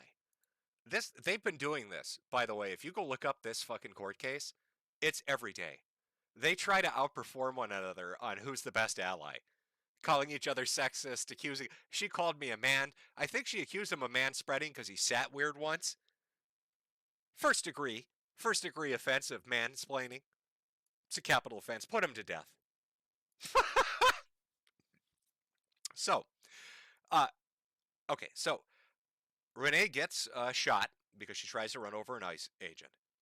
Other activists now start mimicking Renee. 2 gang members mimic Renee, end up getting shot by federal law enforcement, turn out to be gangbangers, prostitution, drug runners. Of course they are. Because remember, at the heart of this is all about immigration and illegal immigration and fraud and all that shit. So of course 2 trend gangbangers are going to be involved in this. You've got people that are starting their own autonomous zone. This is, part and parcel of liberal politics. This is a performative shit they always do. But let's talk about what they do on social media. This ICE agent who was involved in this shooting, what do you think they did? Well, the first thing that happens, like it always fucking happens on the left, they first set out the call. If you know an ICE agent, dox them to your local anti-fascist. So immediately, we're starting to talk about let's dox ICE agents. And what do you know? Here comes the Star Tribune, the first news outlet to dox the ICE agent involved. Starts listing his name, his residence, where he lives, facts about his family. Why is it interesting that Star Tribune is the one that did this? Because the CEO of Star Tribune is a personal friend and former colleague of Tim Walz, the governor of Minnesota. You need to understand that the DFL, the dumb fucking liberals of Minnesota, have a machine that is well-tuned and that is plugged in to the news media, to social media influencers, and to major corporations. They have this shit locked down. So what happens? People say dox him. Who's the first one that doxes him? A news outlet. What news outlet does it? One that's personally related to Tim Walz. The CEO is a friend of his. The CEO got called out for being in private chats with Tim Walz's administration. You can look up these stories. They're out there. You can see what I'm talking about. There are pictures of this guy wearing Walz political regalia and talking about voting for him. It is fucking obvious how biased they are. Why do they do this? The same reason that they captured something like Wikipedia. Have you ever noticed the game with Wikipedia? They control the narrative by selecting the sources. They can write an article about anyone or anything, select the sources to reinforce their point of view, and then lock it down and say that's the way it is. You want to dox a federal agent and not get in trouble for it? First thing you do is you have the press that's captured do it for you, and then you talk about what the press said because then you're not doing it. Enter Bryan Cranston. Here he is, jubilant at the fact that he can name who he is. And he goes further than this. He lists where he lives, talks about his family, and then says shit like, stay peaceful. They're not going to stay peaceful. I need you to remember the mindset of these fucking people. Remember the fact they tried to kill Donald Trump twice. They killed Charlie Kirk. They tried to invade the home of J.D. Vance. They have pulled off numerous school shootings, numerous spree killings, numerous assaults on federal agents, numerous assaults on conservatives that cover their bullshit. This is the game they play. They use captured mainstream media to put out the information they want to use to signal to their little followers that this is a guy you need to go fucking hurt. That's what Bryan wants. He doesn't want you to stay peaceful. He wants you to take a lead pipe to this guy's knees. He wants to do that and then tweet out a week from now, I never saw it coming. I didn't know it was going to happen. And this is supported by the political machine, which again is related to the news, which is releasing this information. Take a look at fucking Frey, the mayor of Minneapolis. Look what he said about ICE after this event happened. To ICE, get the fuck out of Minneapolis. Your stated reason for being in this city is to create some kind of safety, and you are doing exactly the opposite. Somebody is dead. That's on you. This was an agent recklessly using power that resulted in somebody dying. To the family, I'm so deeply sorry. We're going to be working towards justice as quickly as we possibly can right now, and justice is what we've all got to get. You know, it's really tragic. If only this ICE officer had held a gun up to a pregnant woman's stomach and did methamphetamines. Because then, you know, Jacob Frey would be out there doing this. Joy comes in the morning. Troubles, they don't last always. Boy, there's a friend. Do you see this shit? It's just performative activism. They use social justice, political correctness, wokeism. Use the term you want, it describes the same shit. At the end of the day, it's just communist crap. They use this shit as a way to maintain power and put control over the people that disagree with them. Then they send out the useful fucking idiots into positions of power in institutions that benefit them, like the press, like the mainstream media, like entertainment, like industry. They put them into positions where they can use them, then they fuck with everybody else. You want to talk about how society is denigrated, disintegrated, fallen apart, fallen off? It's these fuckers that are responsible for it. They're at the core root of all these goddamn problems. Here's Jacob Frey talking about how fuck ICE, they're guilty, they did it. Giving everybody the signal that, yeah, go get violent with them. That's what we want. Burn the city down again. It's the reason that people like Nick Sorter, when he went out to report Minneapolis after Nick Shirley's video came out, got attacked repeatedly. It's why there are videos out there of them calling the Minneapolis and St. Paul Police Department and being told to fuck off. Because police officers wouldn't respond. And if you think that's unique or new, it's not. I'd like you to go back to 2019, 2020, pre-pandemic. There were numerous occasions in the Twin Cities where black people ended up getting shot by the police and they'd go out and they'd twerk for justice. Well, one particular incident, a bunch of posters on the K-board on 4chan decided to go to the Twin Cities. 3 guys went down there to make fun of the protesters. What happened? They got chased down the streets. No police intervened. Nobody defended them. They were chased and threatened with death. They had to pull out a gun to defend themselves. They shot the people chasing after them. They're in prison right now. Sound familiar? They're in prison just like the cop is in prison who had to deal with fucking Floyd. Minnesota allows this kind of shit. Minnesota allows anarcho-tyranny. Minnesota thrives on it because it allows its politicians to retain power. And they use these institutions to facilitate that. I'm in the government. My friends at the newspaper, I want ICE out of here. My friend at the newspaper doxes them. Talking heads on social media like Bryan Cranston pass around those docs, and useful idiots go out and break into their house, try to shoot them with a sniper rifle, go and do some suicide bombing bullshit or some stabbing attack. And I get to play innocent and act like I just don't know. It's that millennial woes quote.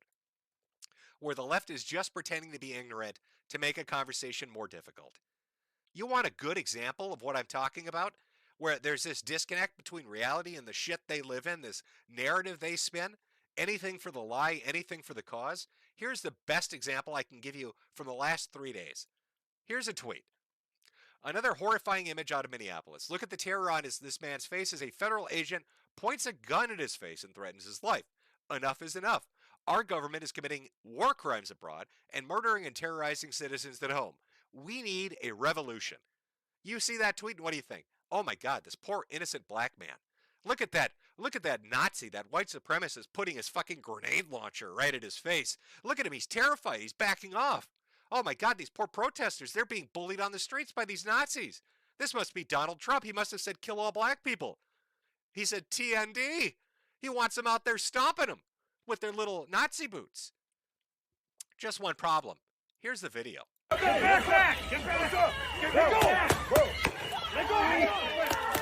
that hurt. Oh, that's a boo-boo. Watch his hands. Notice anything? Notice how the black guy is grabbing his fucking gun? Notice how his hands reached around the goddamn gun and they're fighting over it? Oh, oops. Forgot to put that in my fucking tweet, didn't I? Oh no, I guess that doesn't sell as well. Got to take a still shot, make it look like something happened that didn't happen. Got to make it look like our innocent angel baby here didn't do nothing. He's a little dindu out there, innocent little angel baby. He needs some Gibbs, getting his life together. Needs more money for the programs. This white supremacist came. All he was trying to do was grab his gun. He was just trying to rip it out of his hands. You know, after a shooting took place, when somebody tried to kill an ICE agent with their fucking car, here this innocent angel baby's out there trying to pull guns off agents. I'm sure he would do nothing nefarious with it. Now, the guy that got that screen cap had to watch the video to get it. He had to wait for the right moment to get it. And then this gets, amplified and retweeted and talked about by all these talking heads, all these accounts. They have access to the same information you have access to. This is one of the important parts I really, really want to emphasize. Stop arguing in good faith. You need to make a decision and stick to it. You don't need to justify it to these fucking communists, these third worlders, and these corrupt politicians. If you want a better government, if you want a better society, just make it happen. These people lie through their teeth. They have no interest in living peacefully with you. It's that Sam Hyde quote. They want you dead. They want your kids raped, and they think it's funny. And they fucking really do. They've institutionalized the concept of banging your children. They put them into educational institutions which try to make them wear dresses and take hormones, which teach them that pedophiles should be called MAPS instead and tolerated. That make them go into the bathrooms with men in dresses. They want your children hurt, and they want you dead.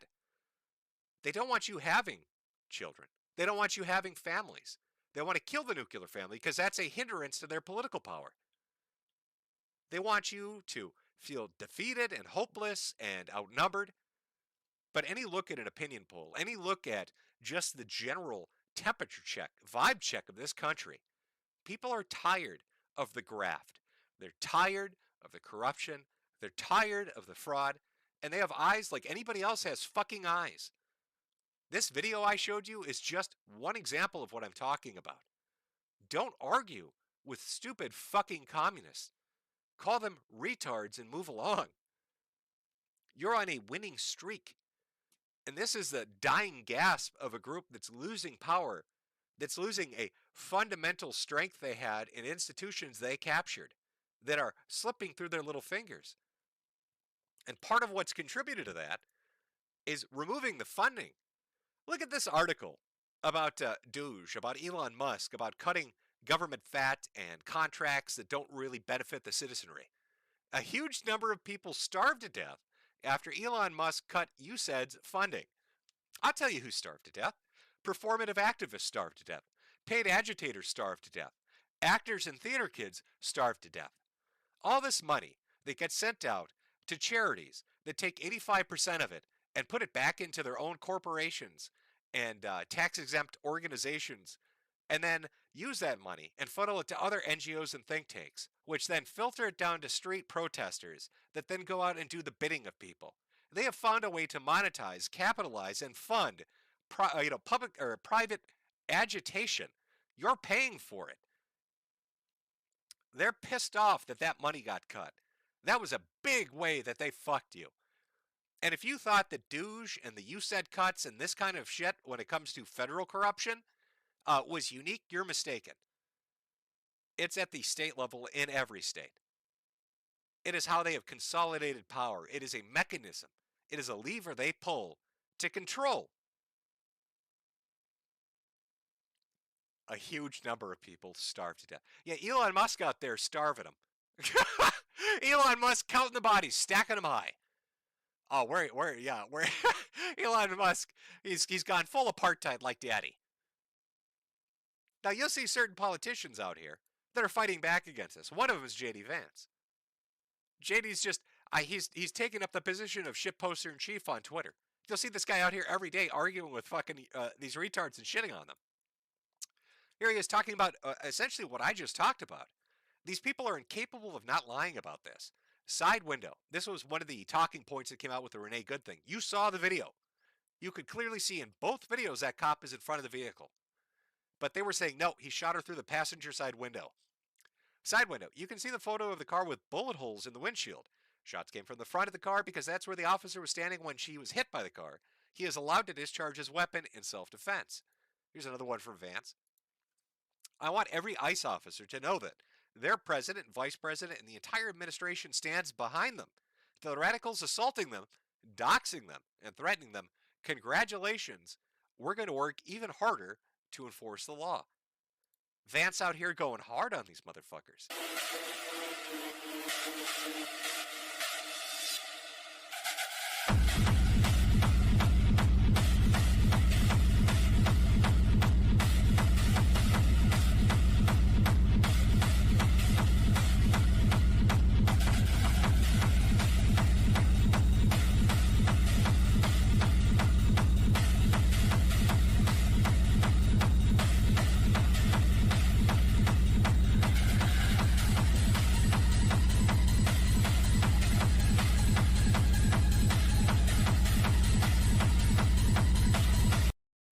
The only good commie's a dead commie.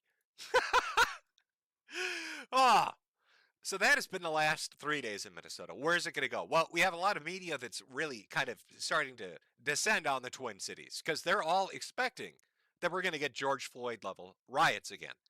And I'd like to remind you what the outcome of the riots was from last time. If you remember one of the talking points that you'd heard repeated ad nauseum, it's okay if they burn down the Twin Cities. Insurance will pay for it. And once insurance pays for it, everybody will come back. Except that didn't happen. And now there's a coalition of 20 small businesses suing the Twin Cities because they can't exist anymore. They were financially destroyed.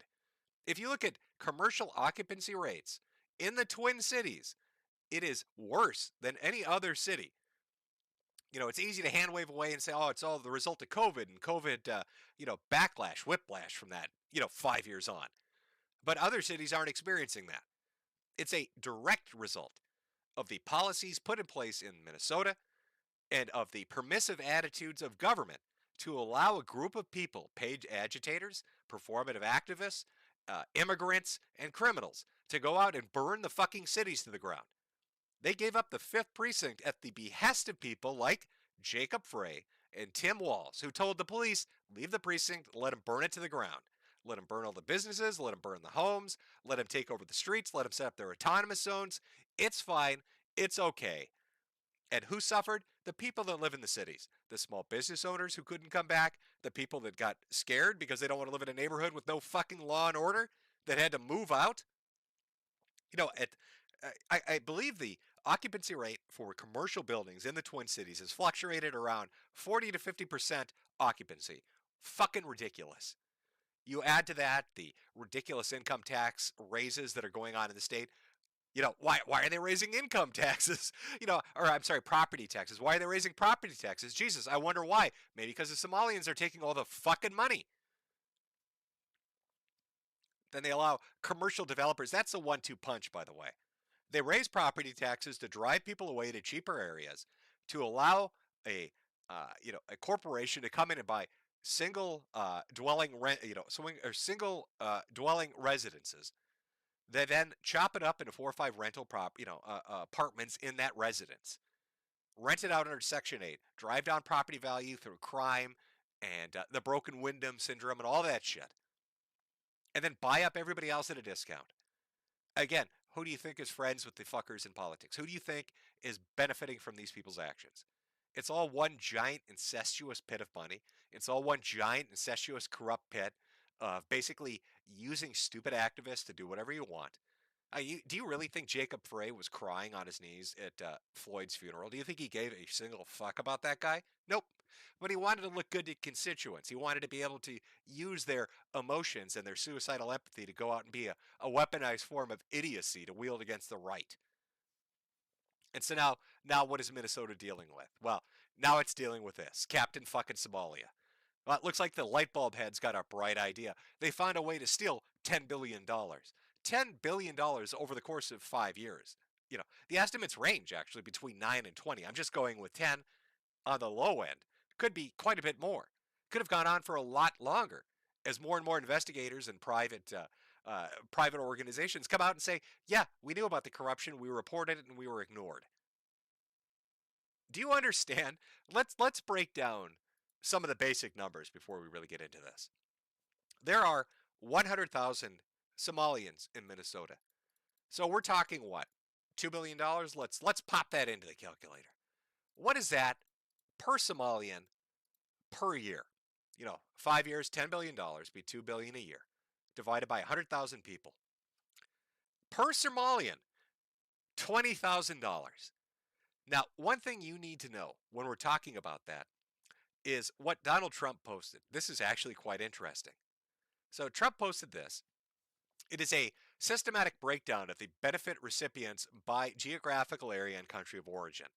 If you look at this list, country of birth and percentage of immigrants household receiving assistance in some form, you'll notice top of the list. What does that say? Somalians, 72%. 72% of Somalians are receiving government assistance. What does that look like in the state of Minnesota? Well, you've got programs like WIC and SNAP, which account for about, I believe it's like 1.2 billion. You've got Section 8 homing assistance, which is another 800 million. So, roughly another $2 billion to, if you put in medical, if you put in, other child care programs, maybe $3 billion a year. $3 billion, 70% of them. My God. So what does that break down individually? What is a basic individual? Well, if you do the rough math, essentially each Somalian is getting about roughly $350 in rental assistance, roughly $400 in SNAP and WIC assistance, roughly $200 in cash assistance, and a couple other programs. You can essentially round it off to $1,000 a month. So you take your previous number of $20,000 and you add on $12,000 through normal assistance. Are you ready for this? $32,000 a year. The median income for a Minnesota resident, a single Minnesota resident, single household, right? Single individual household is $45,000 before tax. After taxes, once you factor out federal and state taxes, that means they are roughly around $30,000.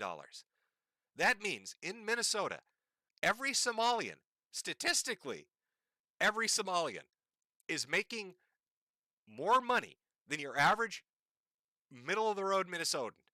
That's without having to pay any taxes on what they're getting and having all the time in the world to laze about, to cause problems, to commit crimes, and to not contribute. $32,000 per fucking person per year. Do you know in Minnesota there are 500,000 to 600,000 people on assistance? Roughly 450,000 on food stamps, about 150,000 households on rental assistance. This isn't even talking about medical. So you've got 500,000 to 600,000 people. When you break the money down, they're getting less in assistance than the Somalians are getting through graft and theft. If you were to break it down even more, I fuck with the numbers, it roughly breaks down to every single person in Minnesota that has any sort of need for assistance would, if there were no Somalians in the state, get roughly $250 cash every month for the last 5 years. Every single person. Now, that may not seem like a ton of money, but keep two things in mind. One, most American households, about 60%, don't even have $500 saved up for a family emergency. This is half of that. Two, the average grocery prices, utility bills, this covers that. For a few weeks, this covers monthly bills. $250 cash, put in the hands of the elderly, put in the hands of the sick, the young, the homeless. That's money they don't get because it's been diverted to a group of 100,000 people. Every Somalian that steals money from the state of Minnesota fucks over 5 Minnesota residents. Every Somalian that is sitting there with $32,000 tax exempt is stealing from 5 Minnesotans. When you hear about some grandma that can't afford her medicine, some kid that can't get a ride to school, some family that can't afford their medical bills, people that can't get their groceries, people that have to decide what bill they're going to pay, people giving up pets because they can't afford the vet, they're doing that because 100,000 Somalians decided to take illegal money to commit crimes because they were paid for their votes. And they were paid for their votes by people like Jacob Frey and Tim Walz. So when Nick Shirley comes to Minnesota and starts raising questions about the Leering Center, all hell breaks loose. Because when you explain to somebody that this lazy asshole who doesn't give a shit about this country, who has no interest in acclimating, who has no interest in integrating, who has no interest in learning the culture or the language, is just here for $32,000 for sitting on their ass and doing nothing, people get upset. People get a little upset. I mean, my God, you're telling me the Leering Center, this is a great example. So, Quality Leering Center gets made fun of because it's not spelled learning. They fix a sign, and then this reporter, Jenna Glob, if I'm saying, or Gloob, I don't know how you say it, points out that not only, they fixed the learning, that's great, but they didn't spell Nicolette, the street address, right. These people had misspelled everything. That's how little they give a shit. They can't spell the word learning in English, and they don't even know the name of the fucking street the business is located on. This is the same business, by the way, that when Nick Shirley showed up at the door, nobody was there. When he talked to state officials, they said the business had closed down a week before he showed up. And yet the very next day, the owner said, no, we're open for business. When follow-ups were done by other press outlets, the business said, oh, no, we're open. And then that very same day, more state officials said no, they closed down the day before. It's so dirty. It's so blatantly fucking dirty. When you have different buildings and addresses where there are 30 or 40 companies, when you have different services that can't be provided for people that legitimately need them.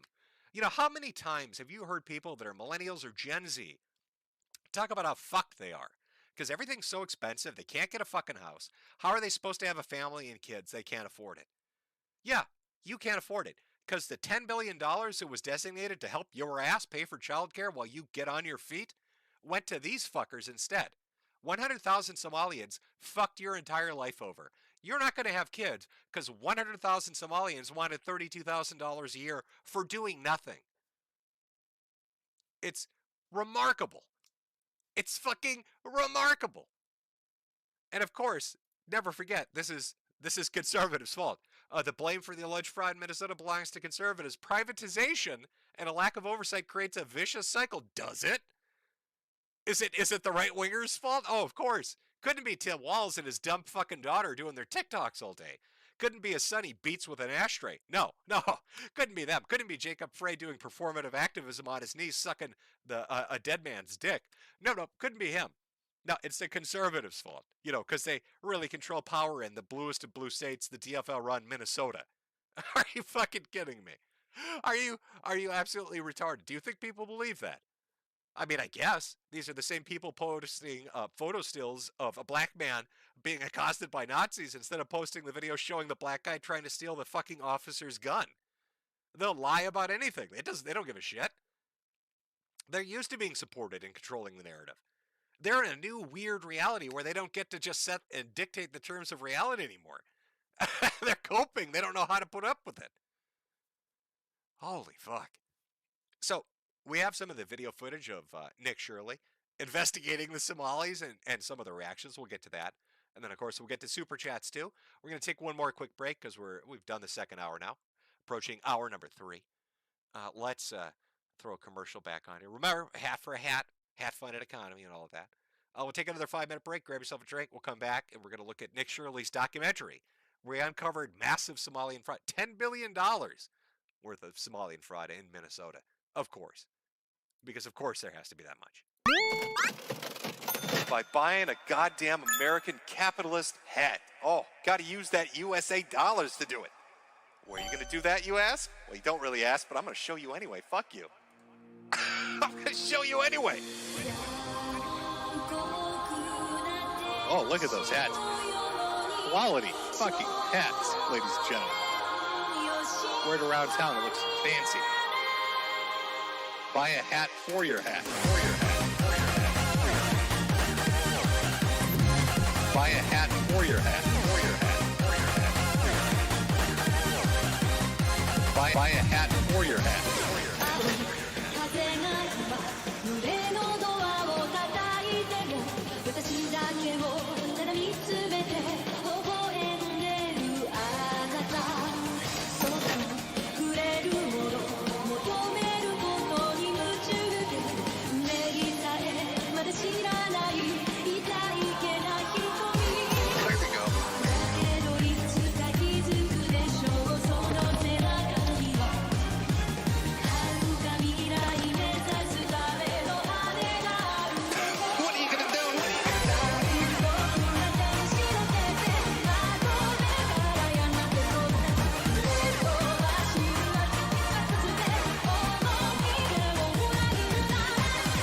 Look at those hats.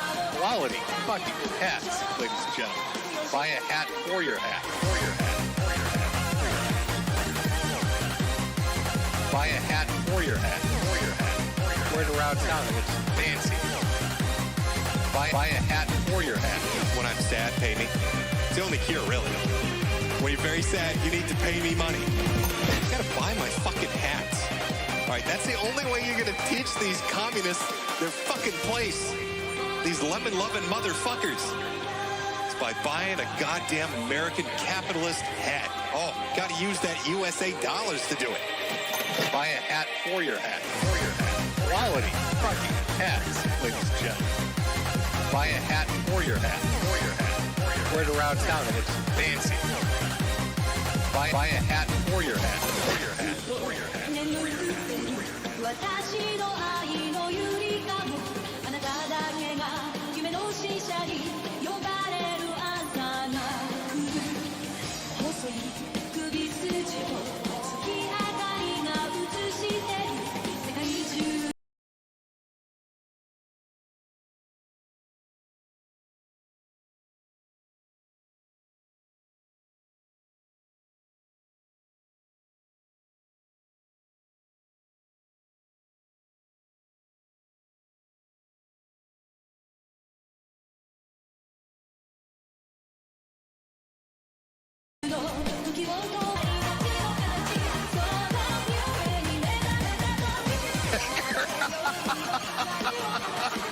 You know what?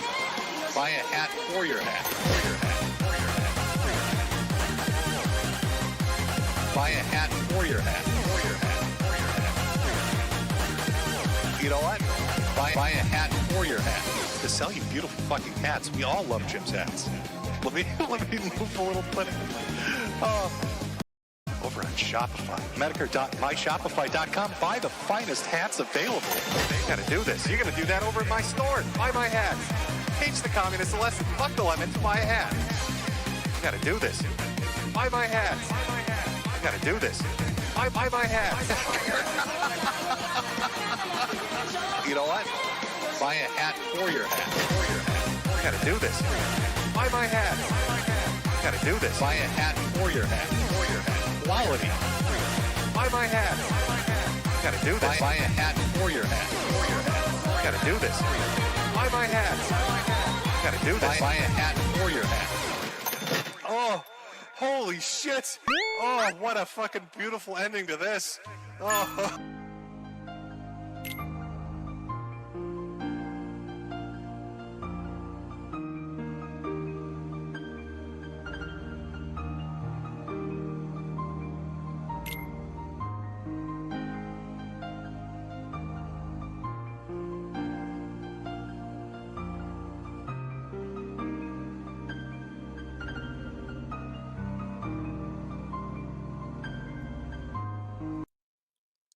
Okay. There we go, Jet. We're back. We're back from our second break. I hope everybody's been enjoying the stream today. Let's take a moment. Let me do a little vibe check. How are you doing, Chad? How have things been going? How are you enjoying the new year? Did you enjoy your New Year's, your Christmas time with friends and family? Things going well? Are we all playing new video games? Are we out there doing something exciting? I've just recently started getting back into gaming. Being sick, you lose your motivation for a lot of your hobbies, and kind of fell off. I couldn't just get motivated for like 5 years. It was pretty terrible. I've been just knocking games out left and right lately. I've got a backlog like you wouldn't fucking believe. For shit to play. Played Cyberpunk 2077, what is it, the Master Edition, the Remad, whatever the fuck it is. We should have done this at launch, but we waited 2 years to make it actually functional edition. That edition of Cyberpunk, really good. Enjoyed it. Played it all the way through. Got down with Hades 1 and 2, played those, Astrobot, and playing Diablo 4 now. I'm actually enjoying video games again. It's so bizarre. I want to play Expedition 33 because it looks very good. A couple other games. Just in the mood for RPGs or platformers, I guess. I don't know. Play some first-person shooters, I guess. I don't know. There's a whole list of shit I've really missed out on. And that's kind of what I've been doing for the last month or so. What about yourself, Chad? What are we out there playing? What are we out there doing? Did you get some good Christmas shit? Did you fatten yourselves up on turkey and ham over the holidays and then through your coma for the next 2 weeks just play shit? Or have we all moved past video games? Is this a post video game reality? Does nobody play them anymore? All little Zoomers and Gen A on their TikToks where it's all brain rot 5-second intervals of entertainment. Can't keep their attention focused on a video game. I mean, isn't that the criticism of Netflix, that all the shows have to have characters literally describing what they're doing in the moment because nobody's looking at the screen? Great, by the way, that Netflix bought out a major studio, now owns HBO. I'm sure they won't fuck into the dirt every single property of that. Didn't Netflix actually come out and say they're only going to keep films in theaters for 17 days at a time? Not that it really affects me. I don't go to the theater anymore. I don't fucking think anybody does, really. But it's Hollywood's dead, I guess. I think the actual reality with AI the way it is, and the use case for most people, and I've said this for the past 2 years, and it's becoming a reality now. Somebody is going to create an AI app where you can feed in information, and it will create an entire season of entertainment for you. And there won't be any worry about copyright or trademark because it's for personal use only. And when that hits, Hollywood is fucking done. Everybody's just going to make their own shit. Type 5 sentences to an AI and have it make an entire season for you. Finally have TV that I can watch. Finally have a show that's well written. I can take any show that I thought went to shit in a certain season and have AI unfuck it. Oh, won't it be glorious? And once it gets complicated enough, it can do it to video games too. Then everything's self-made. Oh my god, we're gonna go back to the old-fashioned watch parties. It's gonna be like Guy Online from 2007 or something. All sitting in a shitty fucking flash theater watching each other's AI TV seasons with our little avatars running around like retards. It's gonna be great. That which is old is new again. Ah. Let me see here. Where's our Nick Shirley stuff? Somebody in chat. Oh my god, Gaia, I miss it. Yeah, there's a name you don't really hear much anymore. Gaia, Newgrounds. Oh my god. I'm starting to have like flashbacks now of shit. And it's weird. You don't really think about how consolidated the internet has become, with the majority of websites either being shrunk or rolled into other websites or owned by parent companies that own others. Just 15, 20 years ago, there was the Wild West. Really what that meant was there were a multitude of websites that were all pretty much independent. But now everything's owned by, it's like, how PepsiCo and Coke own everything. There's like 1 or 2 groups of online websites that just own everything. That day, that mentality is gone. I'm kind of hoping AI brings it back. If everybody's using AI in an app on their own to make their own shit, that means you're free. Oh my god, can you imagine what that's going to do to Google and ABC, the people that own Google and YouTube? They won't be able to fuck you with ads anymore. Do you know how awful it is? This is ironic considering that I'm doing a stream right now. Do you know how ironic it is uh, watching YouTube on television without ad block? It's worse than cable was. You can't watch a video for more than like 10 seconds without a fucking commercial popping on. It is the most infuriating shit. I'm hoping with AI self-directed creation, there are no commercials. You can make whatever crazy shit you want, and it just plays automatically without being interrupted for some monetization scheme. Now here, I only sell hats and beg for money. I don't force you to watch commercials. Hopefully, if you're watching the stream, there are no commercials involved. Oh, boy. Let's see here. Where is that? Okay, so I've got Nick Shirley. This is I investigated $1 billion fraud scandal in, Minnesota. We're not going to watch the entirety of it because I don't want to steal views from him. If you're interested after we watch a little bit of this, go watch the whole thing. Now, I know his videos uploaded on all the platforms in totality have gotten around like 150, 160 million views. Like his video investigation went explosively viral on, sites like TikTok and X and just all over the place. On YouTube alone, it's like 3.5 million views, but that's like the smallest out of everything. But to set this up, he's in Minnesota looking up where is this money going, with autism centers, with daycare centers, like what's happening with the money? Okay, so let me get this queued up. And spoiler alert, they do not like him.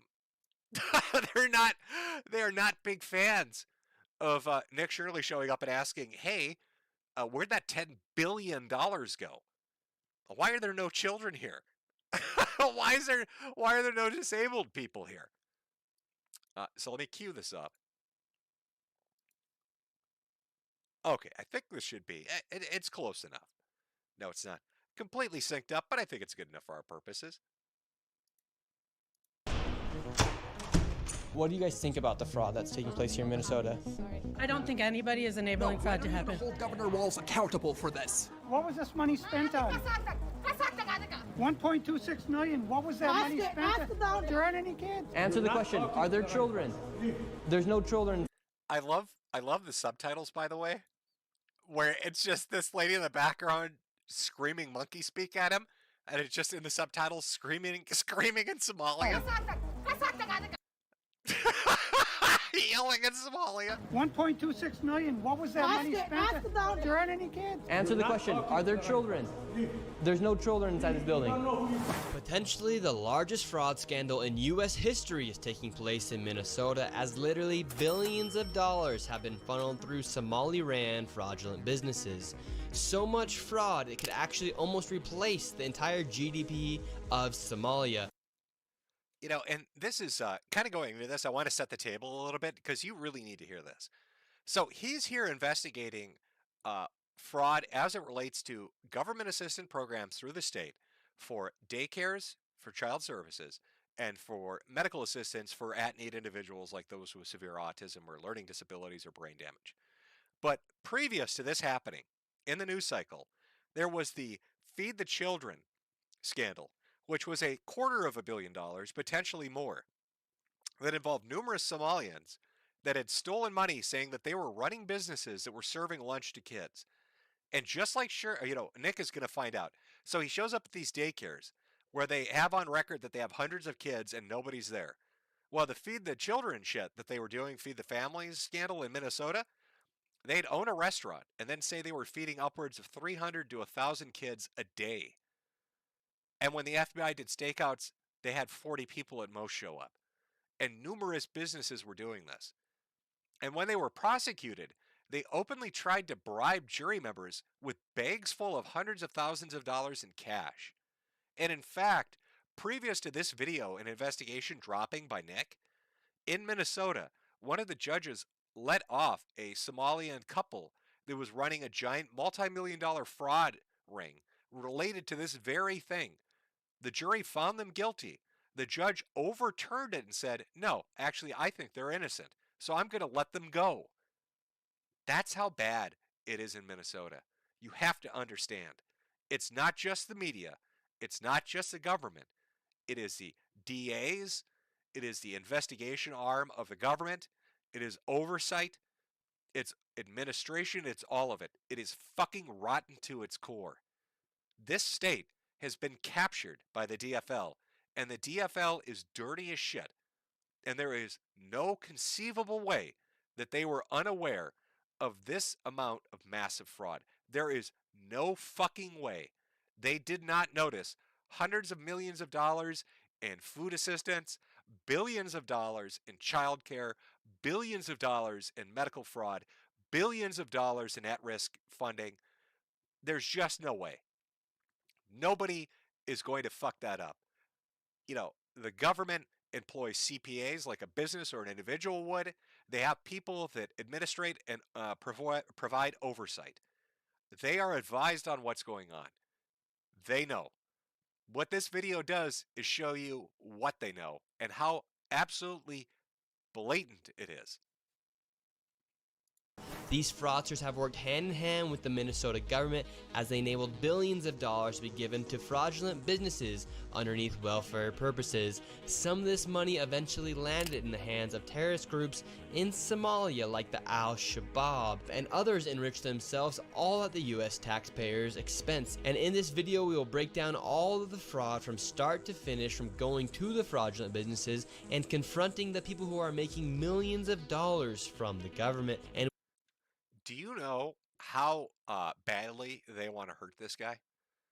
Like, I want you to understand that Nick Shirley, I don't think it's far-fetched to say his life is at risk. Like, he's talked about getting death threats, and, you know, that's part and parcel of the internet. Everybody's dealt with that.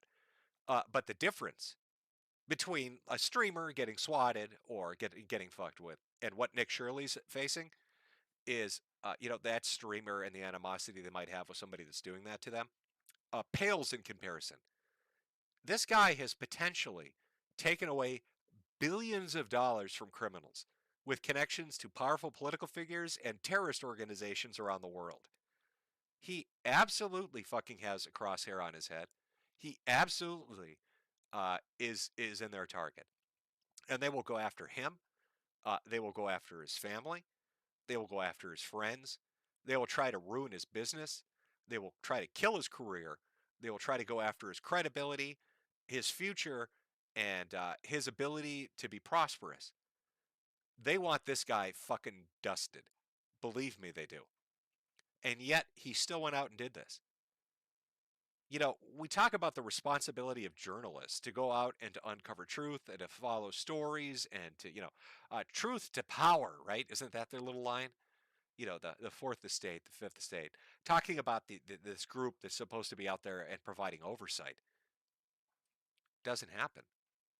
And why doesn't it happen? Because in this state, as you saw with the newspaper where the CEO is friend of Walz,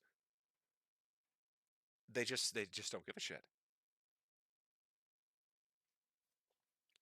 This poor kid, man. They are absolutely gunning for him. Yeah, he still went out and did it, which is a damn lot more than any fucking journalist I can think of has done. Hey, where the fuck's CNN or MSNBC? Why did it take this kid to get Fox News out there? You know, the only one really out there is Alpha News, and they're already getting threatened with lawsuits from Somalians. If they're threatening Alpha News, imagine the threats going against him. Imagine the amount of just fucking litigious lawsuits that are going to be filed against him for no reason. Because why? He went and knocked on a fucking door? He said, hey, where's the $10 billion? We will also be confronting the incompetent government leaders who let this fraud happen. And to make this happen, I met up with a man who's been doing his own investigation for years now, as he has seen the fraud firsthand. His name is David. Let's get into this and be prepared to be shocked. How deep is this fraud here inside of Minnesota?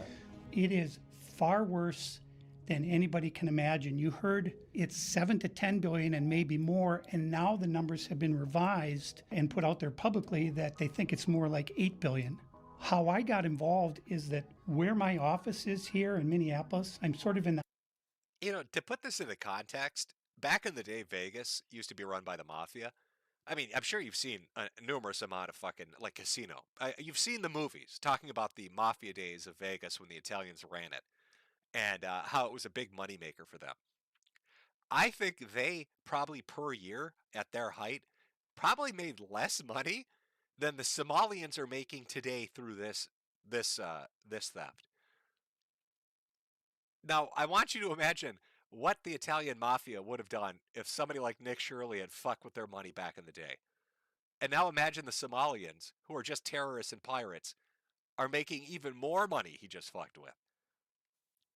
Yeah, I hope he has good security, and I hope the government takes it seriously when people start going after him. Because just like you saw with Cranston and the others, they're gonna, God, they're gonna publicize every piece of information they can, and then they're gonna go after him. The amount of money he just took out of their hands, oh my God. Heart of all of this fraud, and I would see these child care centers. I said, well, there aren't any kids there. It's the middle of the day, and all I see are a couple of guys standing out front smoking. And then I'd go by another daycare and I'd see the same thing. I said, well, where do these kids play? And so I started to go online and look, and I said, this place is licensed for 80 children. They had 0 children. Every time I went by there, they never had a single child there. Then I started to see all these transportation companies going around, and it was always a Somali driver. And I said, well, that's great. They're out there transportation contributing, but they never had a passenger, never, ever once. And I said, well, what is all this transportation? What are they doing? So then I found out that in Minnesota, they have something called non-emergency medical transportation. So this is going to the dentist's office, therapy, whatever it might be. And I said, well, how many of these companies are there? And the research came back that there are 1,020 of them, and more than 800 of them are Somali-owned. Nobody from the state of Minnesota ever cross-checks to see if any rides were ever actually provided. All they did was write the check. So right here we have all this. Are you starting to get an idea for the scope of how bad this is? Every possible avenue related to this theft, they have monetized. They didn't just take money directly from the program, they took it from subsidiary programs. Not only are we going to run the fake medical assistance program, the fake daycare, the fake autism center, we're going to provide fake rides for fake patients to fake places. And then we're going to quadruple bill you. That $10 billion estimate, I guarantee you, is the low end. I bet you it's probably triple that. I bet you over the course of the past decade, Minnesota has lost probably $30 billion. $30 billion fucking dollars. I don't think that's an exaggeration. I think a multitude of programs have been compromised. And just like this guy, he's saying that 80% of all medical transport companies in Minnesota are run by an immigrant population that is 100,000 out of 5.6 million. You know, when you have the discussion about black crime rates and you're talking about per capita, do the calculations. What do you think the likelihood 80% of an entire sector of industry is run by a population which is a percentile of the entire fucking state? And they're also the majority population of childcare, the majority population of autism, the majority population of home health care, the majority population of medical transport. Are you fucking kidding me? Then feed the children after school programs. And do you know who writes these, by the way? Ilhan Omar, with her father brother, is out there authoring bills to divert millions of dollars to different Somali-run businesses. In fact, one just got shot down. It was co-sponsored by Ilhan Omar. And, oh my God, who's the lady that's taking over for Tim Walz? I'm blanking. Amy Klobuchar. You know, they're talking about Walz. So, you know, to sum up on what's going on with Walz right now, he has announced he's not going to run for a third term for governor, but he's not resigning. So in his place, Amy Klobuchar, the senator, is going to run for governor. But the thing people don't realize is she is just as dirty as Walz. Just like Walz and Frey and Carter's, you know, another mayor, were involved in the Somali shenanigans for votes, Klobuchar is out there co-authoring bills with Omar to give millions of dollars. And, you know, this one particular bill with Omar and Klobuchar on it was $1.1 million to a drug rehabilitation center that's located where? Oh, yeah, right above a Somali-run restaurant. So just like the fucking daycare, How many people you think are showing up at that drug rehab that's run by a Somali? Why is 100,000 person population running every single government run program? How does that make any fucking sense? Does that, it just doesn't. It doesn't add up. And Tim Walz recently got very upset because Donald Trump posted a video, talking shit to him. You need to understand that recently in the state, there was a shooter that went around killing politicians. One of the politicians he killed was a lady that voted against giving all this money to immigrants. Well, when they captured him and his wife, who was also involved in this, it turned out that he was a former worker for Tim Walz. It also turned out that his wife worked for Tim Walz's administration. So both husband and wife worked for Tim Walz. And this shooter tells the FBI, oh yeah, Tim Walz actually asked me to kill his political competition. And who was one of the people he wanted killed? Amy Klobuchar, because he was worried about her coming for his fucking office. And who's taking over for him because he's dropping out of the race? Amy Klobuchar. Minnesota politics is dirty as fuck. And as far-fetched as it might sound, listening to some crazy asshole shooting people for no reason, you have to imagine, if they're involved in a billion-dollar fraud racket with immigrants that came over who are funding terrorists by sending money back, it's called a remittance. In Minnesota, there are numerous cases of people saying they personally saw, these are airport workers, they personally saw Somalians get on planes and go back to Somalia with briefcases full of money when they're talking about funding Somalian terrorists. So you've got a politician involved neck deep in this shit. Is it so far-fetched to believe a guy that's involved with that much criminality might actually have had a hand in somebody pulling off assassinations for political benefit? Nah, man, Minnesota is cooked. The DFL cannot continue to run this. Listen, if you're a left-leaning, if you're an actual liberal or a Democrat and you believe in that shit, start a new party. Because the DFL is fucked. You are doing yourself a disservice staying with these people. But this shit has to stop. This amount of corruption is not sustainable.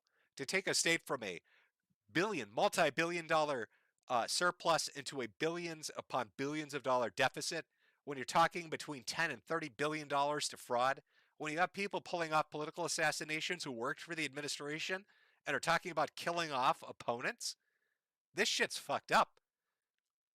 And you have people like Jacob Frey and Tim Walz going on television and saying things like, oh, well, we want to be part of the investigation. We want to be involved in investigating this ICE shooting. We want to be involved in investigating this fraud. And the federal government's saying, fuck off. We're not letting you be involved. Homeland Security is going to cover it. The FBI is going to do it. The DOJ is going to do it. You do something like that because it's so corrupt you can't trust anybody. It's like what happened with Venezuela with Maduro. There's a reason they didn't announce that ahead of time. Because if they'd been more public about it, the press would have leaked it and everything would have gone to shit. You let the state of Minnesota get involved in investigating its own wrongdoings, and suddenly everybody that had something to do with it is fleeing the country or disappearing or deleting evidence. This state is fucked.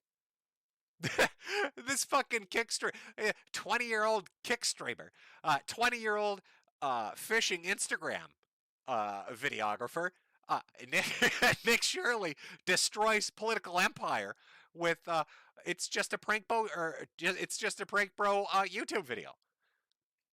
Nick Shirley, gambling streamer on Kick, destroys Tim Walz. Oh my God, do you think Tim Walz is beating his son to death with an ashtray right now? Oh, that poor kid's getting it real bad. I bet his daughter's filming it for clout. By the way, have you ever seen Tim Walz's daughter? That is the most attention-whoring, tisk-tisking lib shit you will ever meet. And she's got this really weird Skeletor face shit going on. There's something called, I think it's called buccal fat. I'm probably saying it wrong. It's fat distribution like around your lips and in your cheeks. And she's got like this skinny look where that's gone. I've never seen it. I know it's not, what's that insulin drug? Ozempic. Ozempic face, but that's usually like the cheeks are hollowed out. But like all the fat in her face is gone in her upper lip and around her mouth. And somebody had told me that's like a sign of hardcore cocaine abuse. I don't know. You'd say that's a wild fucking suggestion, Jim. But we're talking about a dude at the head of a $10 billion international Somali fraud ring. All right, so I don't think it's so far-fetched to think his lipshit daughter might be snorting coke. Speculation, it's just a guess on my part. It's just really weird she's got that Skeletor shit going on. Very unhealthy. It doesn't look anorexic or bulimic. It doesn't look Ozepic. There's something going on there. I just can't quite pin it down. I don't know what's going on. The Walz family in general is batshit crazy. Oh, this state is cooked. It is so fucking cooked, my friends. Holy shit. Oh, it's toast. All right, we will watch a little bit. Again, that's Nick Shirley. You can find the whole video up on YouTube. I think the intro points it out pretty well. Essentially, the video format follows him literally going door to door, knocking on these businesses and being told to fuck off. And then the reaction after that is really, it's something. They got fucking angry at him. And you'll notice, too, their takedowns of him started the same way it always does. He's a white supremacist. He's a Nazi, right-wing conspiracy theorist. But I'll say this. If Nick Shirley was wrong, why did Tim Walz resign? Why did he drop, or I'm not resign, why did he drop out of the race? He is not going to give up his political empire and access to that amount of kickbacks unless this scared the shit out of him.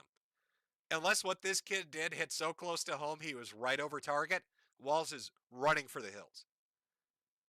So, all these press outlets that are ass mad, some fucking YouTuber, some kick streamer, some young kid, they're all fucking angry. Oh, this fucking kid. Tough shit assholes. If you had gone out and done your fucking job, it'd be you in the headlines. Instead, it's this kid getting 160 million views. Well deserved, by the way. I hope it was monetized. I hope he made a fuck ton of money off of it. He's going to need it. Because these psychopaths are going to come after him. So, Minnesota is the focal point, and it'll continue to be so. I don't think they're going to get the momentum to get up to Floyd-level riots again. I think the international, national funding and mechanism, the machine that used to be behind the Democrats, is cratering. It's falling apart. The individuals that finance it are hiding. The USA kickback programs and the little funding circles and NGO pipelines are disintegrating. The capture and hold of social media is falling apart. News media is just not as impactful as it used to be. They used to be able to do narrative crafting and have manufactured consensus on what people thought. That's gone. Now they're just out there on their own looking fucking crazy. And, even putting aside left and right-wing politics and the division between the two, I think the majority of centrists or the disinterested or the apathetic or the disconnected see it as crazy as it is. But I don't think the state's going to reach where they want it to.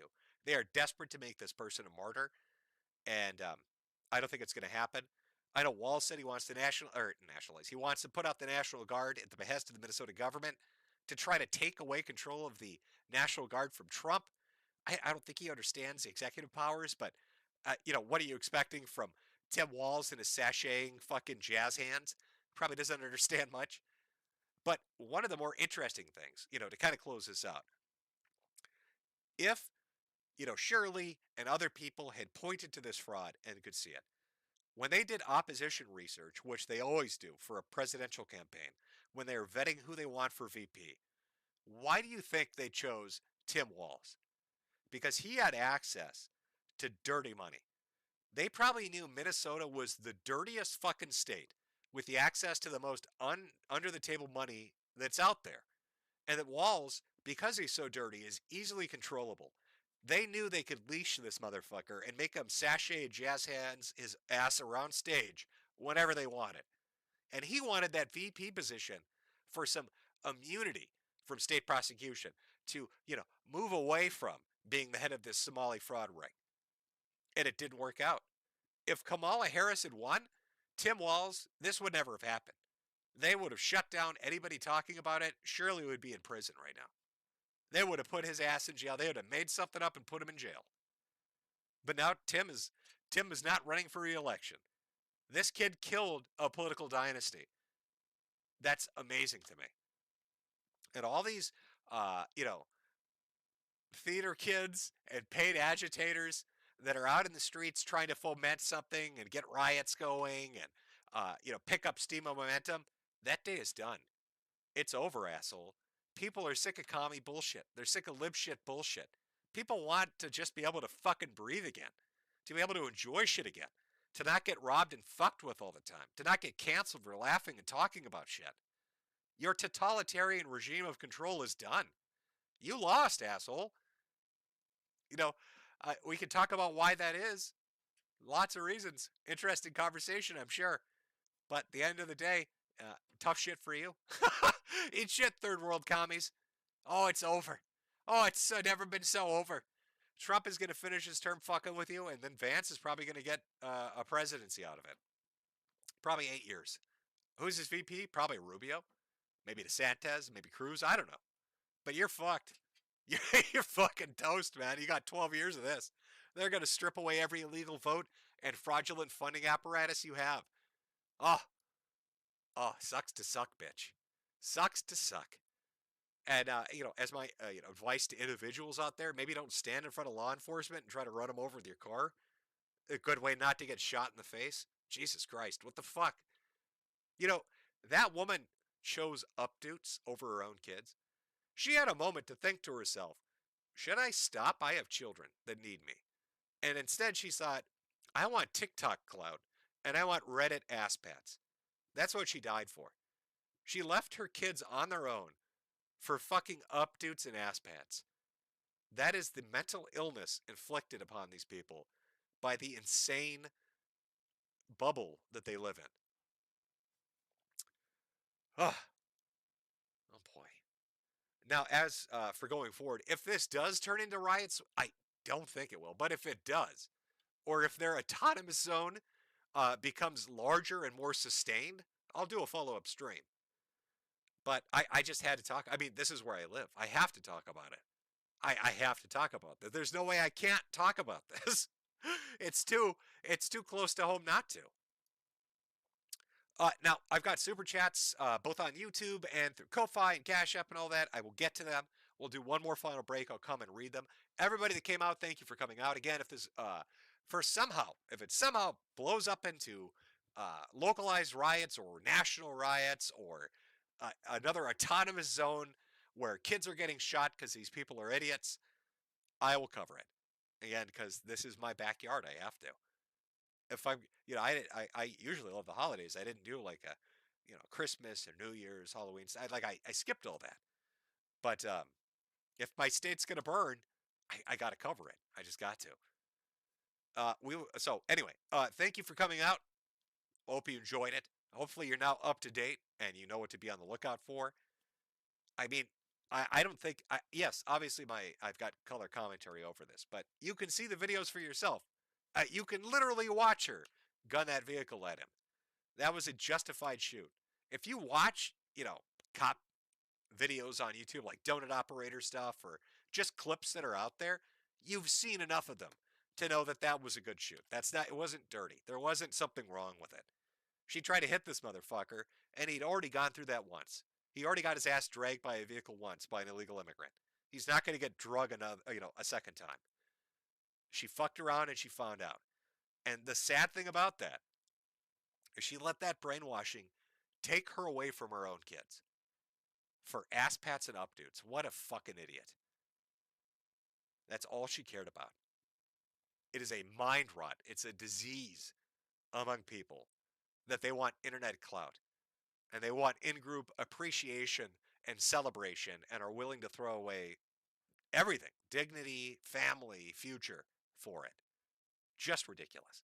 All right, so we'll take one more break. We'll come back. We'll do the super chats. I'll read through them. Everybody else, thank you for coming out. Again, if it escalates into more, I'll post an update sometime later and we'll work out a stream. Otherwise, I hope you enjoy your weekend.